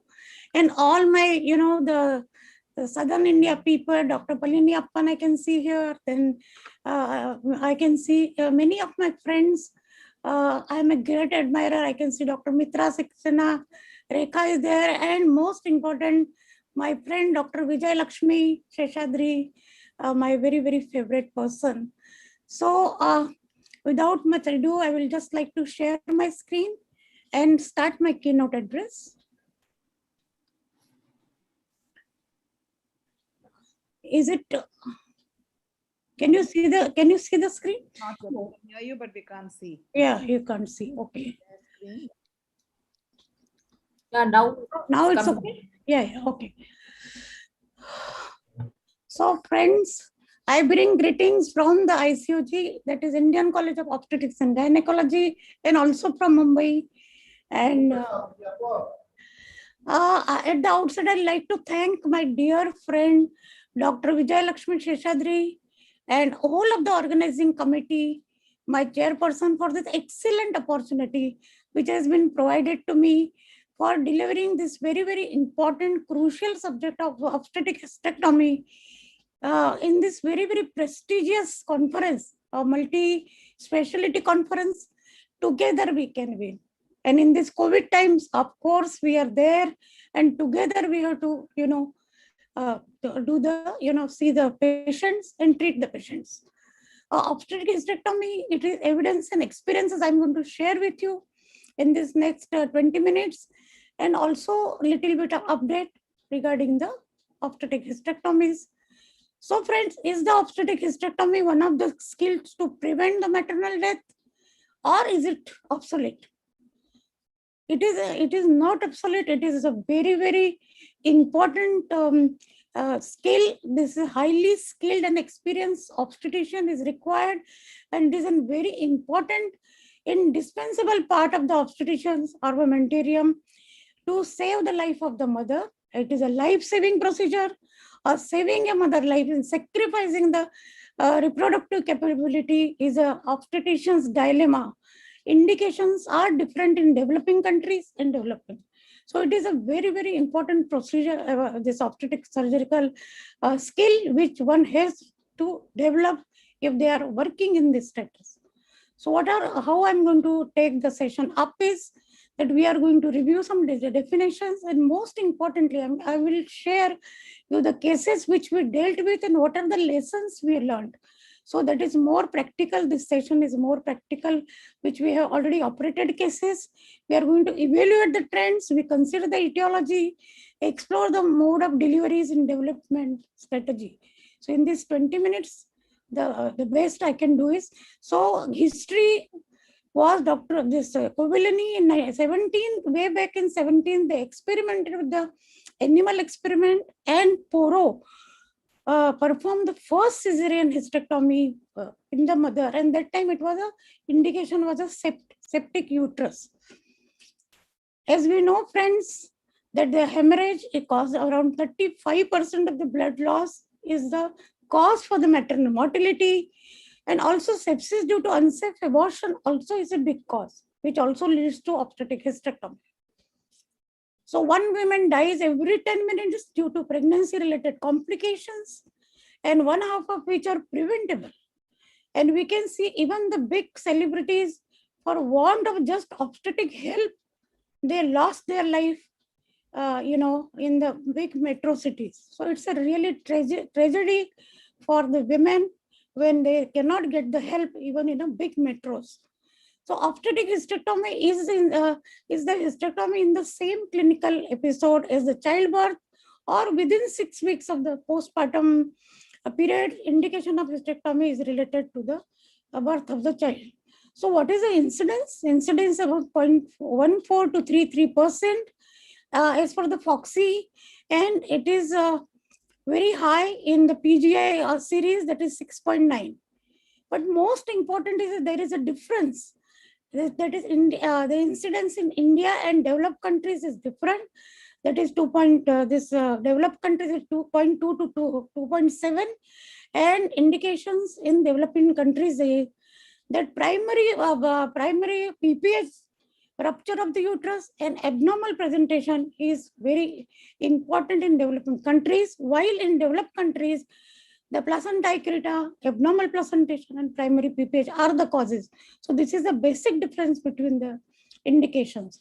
Trained in the medical colleges, it is on the rise because we worked in the referral hospitals, in Kama and Albilas Hospital, big hospital, women hospital, and we get all kinds of cases, your referred cases, and it is on the rise.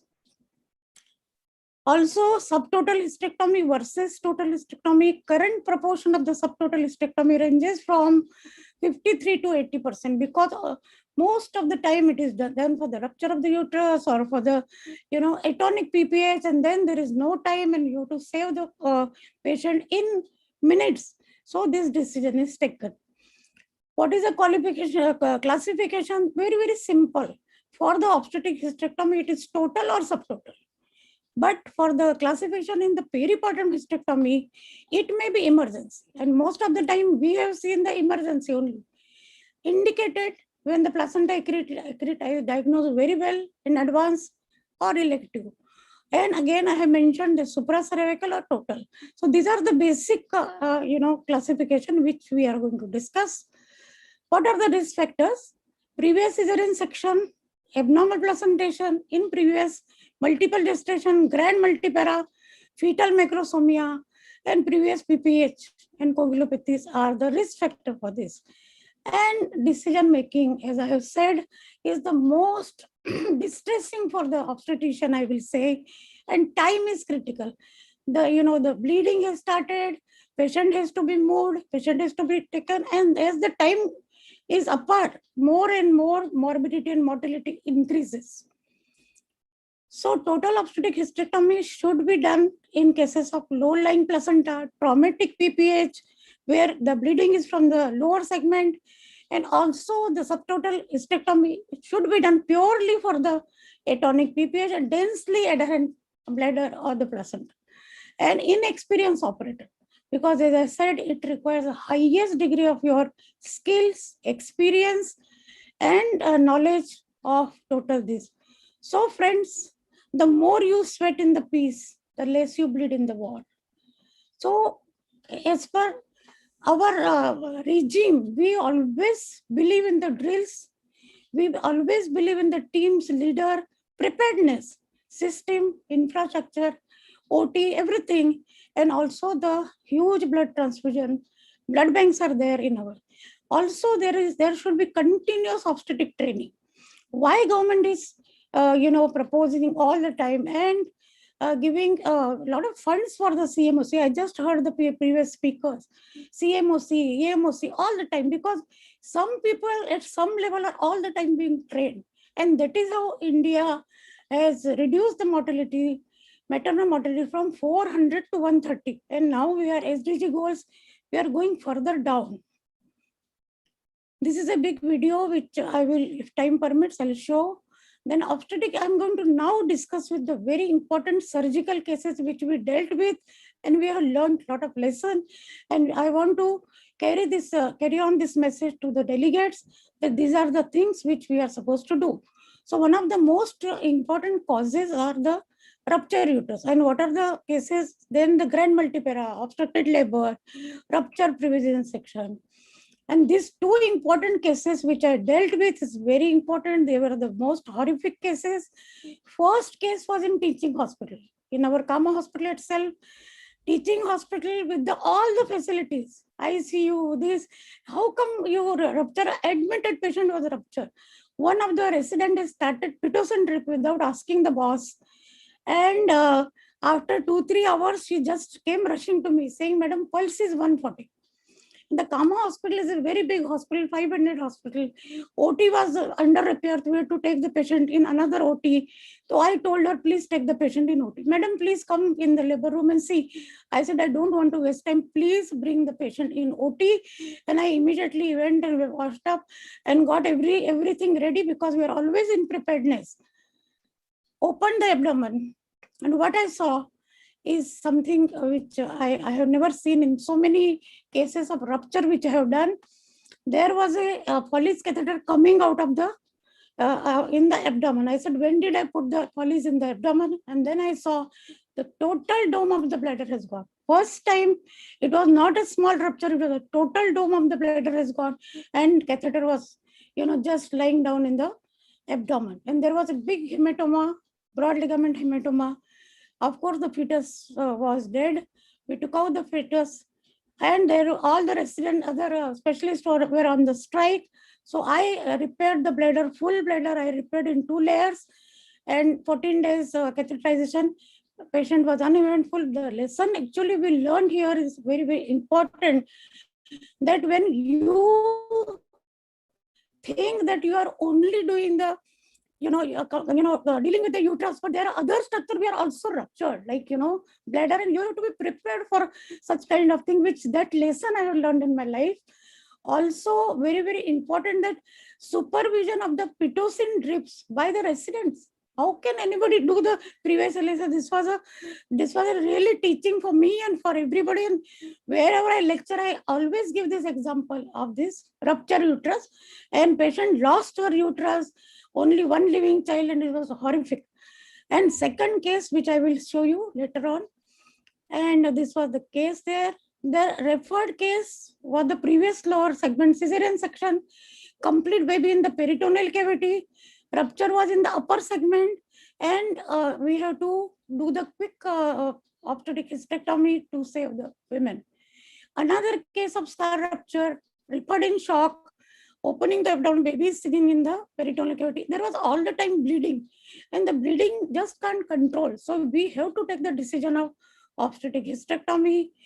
Then the second most important indication which we faced is the placenta. Everybody faces, those who are in the obstetric, pure obstetric practices. So placenta accreta, and I just I listened to Mala regarding the embolization of uterine artery. I was very impressed. So placenta accreta, but it was diagnosed accidentally because she gave the history of previous placenta accreta, prior cesarean section due to placenta previa, and the diagnosis of placenta accreta was done. And you can see here the extensive vascular along with the interior border of the uterus, lower segment, and we have to take the decision upper segment, and baby delivered, and after that the elective hysterectomy, obstetric hysterectomy was performed. Then you can see here again a missed case of the placenta accreta, and where the resident put the hand, tried to bring out the placenta without knowing that it is a case of placenta accreta, and torrential bleeding was there. So again, the patient was taken. Scar rupture.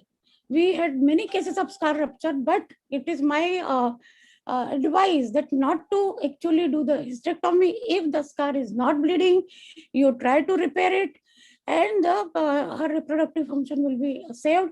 And so many times I have seen that the scar is so thick, there's no bleeding at all. Only amniotic fluid is coming out, like we give the incision at the time of cesarean section, and beautiful it is done. So every time you should not reach for the rush for the obstetric hysterectomy. That is a one lesson we have learned. You to observe the patient, be patient, and see whether really, and try for the other hematomas also at the same time. So this is where baby was dead, and we have done.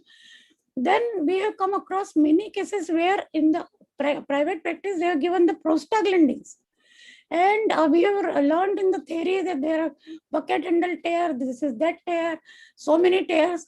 But actually, when the practice you see, there are 2-3 cases which were very, very, very serious kind of complications we have seen, where the prostaglandins was referred and patient was in shock. We have done the obstetric hysterectomy, and the patient was saved. Then again, this is a 5th case where the patient was operated for cesarean section, but there was continuous oozing from the site of the cesarean section. And when she was brought, after that, we explored the patient, and what we saw was a necrotic uterus. So this necrotic hysterectomy had to be done to prevent her from the sepsis. And most importantly, now the 6th indication, that the obstetric hysterectomy for the uterine atony. We were talking about just now about the PPH, atonic postpartum hemorrhage is a constant bugbear for the obstetrician. We all know that is a different subject altogether. But The ACOG recommends if the hysterectomy has to be performed, first you have to document that you tried everything under the sun. You have tried everything. Just don't rush for the obstetric hysterectomy. There should be documentation because you may face medico-legal cases or so many other. And in most of the cases of placenta accreta, then the hysterectomy should be primary managed. But then again, that, you know, as mentioned, radiological investigation, we have so many specialists here. So all the documentation has to be proper. And if you cannot do, then please perform the obstetric hysterectomy. And there are difference between the normal obstetric hysterectomy and the atonic. The atonic is there is a very less time. So to just open, first you clamp, cut the vascular and drop. Don't try to tie the pedicle because first thing in mind is stop the bleeding. So this is a deviation from our normal obstetric hysterectomy, and total is preferable. But suppose there is no time and patient is already not in good condition, then you have to take decision of subtotal. So subtotal hysterectomy is choice in case of central placenta, unstable patients. And subtotal hysterectomy is ranges from 53. And what are the advantages? There are definite advantages because less operation time, reduce hospitalization, reduce risk of bladder. You need not keep on separating the bladder and ureter. Disadvantages is that, then cervix is there, so all the related cervical things, regular cytology and other things are there. Then the stable patients, if the patient is stable, in that case, you have to ligate the pedicle of the vessel because it is very enlarged, edematous, doubly ligate. Of course, everybody does, all the surgeons are very careful, but to teach the students, we see to it that they doubly ligate. Then quick clamping, cutting until the bleeding is controlled. That is the key for, upper pedicles. We generally what do? We have to take and then we, give a traction so that when you give the traction, the vessels remain straight and the ureter remains away. And then you can proceed. Vascular ties, I mentioned, doubly ties, secure very properly. Then the lower pedicle, don't underestimate the lower pedicle because it mobilizes and retracts the lower pedicle. There is lot of oozing in such cases after the hysterectomy. In that case also, then you have to first see to it that you have to palpate the cervix. So you go inside and then palpate and put the horizontal clamp on the lower pedicle so that everything comes in the vaginal wall is cut properly. So these are the few basic things.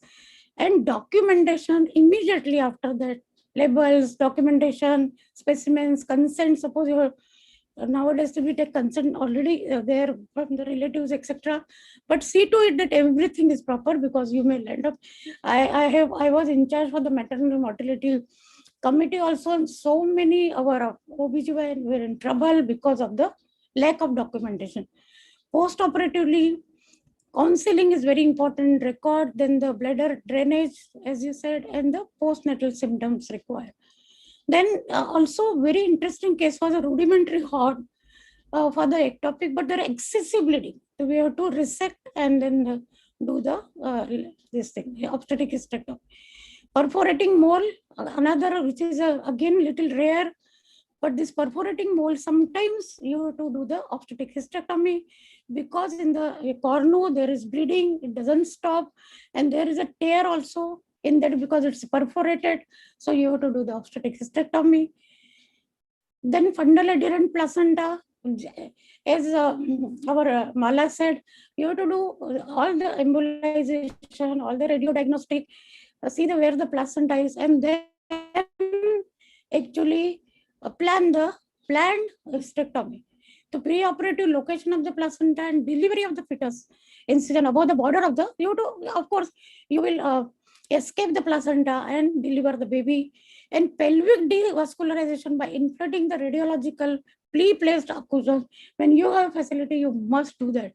And placental non-separation with the myo. Sometimes, the resident try to separate without knowledge and the bleeding starts. So to be very careful. And then this case already, and the last case is very important, a nurse by profession, wife of anesthetist, And again here this thing misoprostol was given.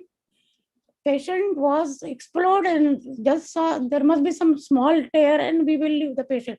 But there was a big tear posteriorly and which was not stopped. Bleeding was continuous, vertical posterior tear, and patient required 22 transfusions. And also a lot of blood products, FFP, platelets, everything was required and patient survived. But lot of morbidity in this patient.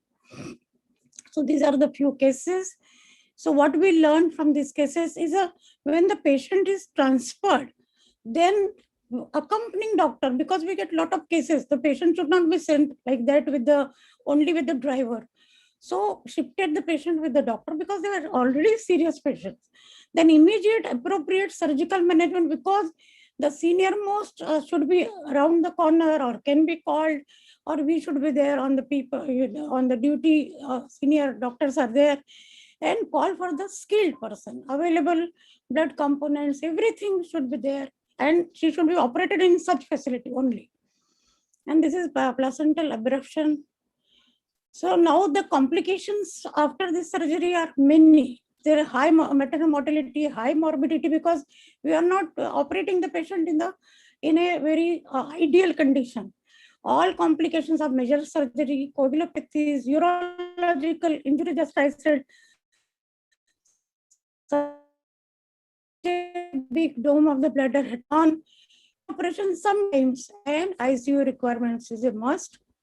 So changing trends, obstetric hysterectomy is there. It is why their placenta accreta and other placental, this thing is there, and it is becoming commoner. And that is how we are doing more and more cesarean hysterectomy or the obstetric hysterectomy. But the hemorrhages become less. It has decreased because of the uterotonic agents, embolization, uterine catheters, surgical procedures, reduction in the elective procedures. All this is improved because of the radiodiagnostic facilities. And there is also very happy note that downward trend in the incidence of uterine rupture with modern obstetrics is also there. So friends, to summarize, I like to say that obstetric hysterectomy is a life-saving surgery. It is a dilemma for the obstetrician to sacrifice the uterus. It requires highly skilled and experienced OBGYN with efficient team, and team should also be very, very efficient to assist the doctor in the OBGYN. Emergency OBGYN, the obstetric hysterectomy, last resort to save the life of the mother. But if the time is lost too much, then you should not worry. You should go ahead and do the obstetric hysterectomy, as we have lost the fetus already. We have to save the mothers or the nulliparous women or many other just low parity that in the primary gravida, it is a very painful decision, but we have to take it to save the mothers. As cardiac, just now, the cardiac person was saying that she should not become pregnant itself. Then can be made rarer. We can reduce the obstetric hysterectomy cases by very good antenatal care. And active management of labor, early recognition, all staff should be actually taught to identify rupture, potential PPA, so many, and a case caution about the rupture uterus, which I have done many rupture uterus cases. Rupture atonic PPA, the rupture uterus is the lightning emergency. You have to immediately do whatever best you can do, super fast speed. And also adequate surgical training keep on giving to your students or assistant. At least they will become a good assistant. They can't become a very good surgeon like you. And ask them to detect the warning signs and symptoms. Infrastructure, of course, is a very, very important thing. Without that, we can't do anything. So support of physician, cardiologists, anesthetists, blood transfusion, whatever best you should have, you must have. And also a line about the obstetric drills. Obstetric drills continuously have to be there, because we say in order to live in the peace, we have to prepare for the war. So improve the quality of the care by emergency drill. These are the few of the trainings. And friends, let the woman live longer, because life is very, very beautiful, and we should not take the life from her, we have to say. And I was very fortunate that I am the committee member of the WHO, where simultaneously the World Health Assembly meetings are going on. And just heard 24th May, Dr. Tedros, Director General of WHO, giving a very good talk on the reducing of the maternal mortality in India and Southeast Asia, and giving so much of technical inputs, manpower, budget, everything they are giving. And they are, asking our countries to focus and make, these services more approachable and affordable to the women. They are there. So with these few words, the moment child is born, the mother is born. We have to allow the mother to be born. Thank you very much for your patient listening. Thank you very much, Dr. Mandakini. That was a detailed discussion, and you took us through many of the cases which you faced yourself. Fortunately, it's not too common and not every obstetrician is faced with it. But when there are a large number of cases, we can be sure that we have to live through this. Yes. So it's a very nightmarish situation, as you said. And if you look at all the listeners who are listening to this, probably everybody's heart rate would have gone up a little bit by now. So that is obstetric hysterectomy. But the important thing you highlighted was the decision making, not too early and not too late. Also, you highlighted that the hysterectomy, obstetric hysterectomy rates are increasing, and this is partly because of the placenta previa accreta spectrum, which is also increasing. So, I mean, we have to learn to do the hysterectomy, but we also have to remember that reducing cesarean sections will go a long way in preventing such problems. Also, I would like what you mentioned about being prepared. The whole team and the teamwork at that time is important. So it sometimes has to be a lightning emergency when it's a rupture on the fundus. Also incisions which have to be taken, I think you described. So those are all very important because you need a very approachable abdomen to work with this. So those incisions, how to enlarge your transverse incision or go for a vertical incision, these are all important decisions which you have to take. And I think you also mentioned that the postpartum hemorrhage spectrum is coming down in obstetric hysterectomy, partly because of good uterotronic agents and the good PPH protocols and drills which we are following. Therefore, PPH as a cause of obstetric hysterectomy is coming down, which is very good. But the other causes are coming up, and we should try and reduce that. And also good antenatal preparation, scans, thinking of anterior placentae, which are in previous cesarean sections, to be looked at, MRI done and diagnosed before we enter into this problem case. So thank you very much, Dr. Mandakini, for setting our heart rate up. And thank you, Mandakini ji. It was really wonderful. Rekha, we have the cardiology around, so it is good that we should have our cardiac rate up, no problem. So I think everybody enjoyed that. The visual, visual cases was more important. And instead of just showing them the theory, because we just keep on imagining. But what exactly we have done and what wrong also we have done is very important. A student making the rupture in the institution when all the professor around is something very rare, which is unpalatable, I must say, because we can see so many professors, and that lesson even in the middle of the night, sometime I get into the dream, and the resident face also I can see who was there. I mean, till now. So that is how I keep on describing that one case all the time. And second thing here, many of the professor, Palina, Mitra, so many people are there, Jayashree madam. How many of you seen the rupture of the bladder? The dome of the, I have not seen. And not only one small perforation, the dome is totally gone. And I was worried, when did I put the Follies in the abdomen? So these are the awareness. Once you open the abdomen, you are so much alert. That I just forgot to say. Alertness is too much. What structure must have gone? Don't close the abdomen and there is some big hematoma in near the intestine or somewhere else, or lot of fluid. So these are very important practical tips, and I hope everybody enjoyed and everybody is benefited. So thank you, Dr. Mandakini. That is why I have angels in the form of urogynecologists who I call immediately. And Dr. Sri Kala is always there at my beck and call. Thank you very much for that lovely. Thank you, Co-chair, I want to thank you, Chairperson, Alexandra Madam, Rekha Kurian, and all the friends, Mala, everybody. And thank you, Dr. Mandakini ji. And even Lakshmi for inviting both of us, Dr. Cynthia and myself, to chair this session. I thank you, and I hope we have not exceeded time. Yeah. Thank you, Madam, for giving us this privilege of hearing to you. Thank you. Sincere thanks to the chairpersons. Mandakini ji, thank you so much. Amidst your busy schedule, you said yes, and you were prompt and very nice and keeping to time as well. Thank you so much. Keynote address is so very important. Now we virtually we will present to you the memento for a small token of our appreciation for your time and your effort on behalf of OGSSI. And it will reach you. It's a Tanjore painting, but it will reach you soon. Thank you so much, Mandakini ji. Thanks a lot. Thank you, Vijayalakshmi, for the lovely gesture. Yeah, being a keynote session, there will be no questions. So, I mean, I think if you put it on the share screen, we can answer some there. Thank you, Rekha, and thank you, Cynthia ma'am. Thanks a lot for chairing this important session. Thank you.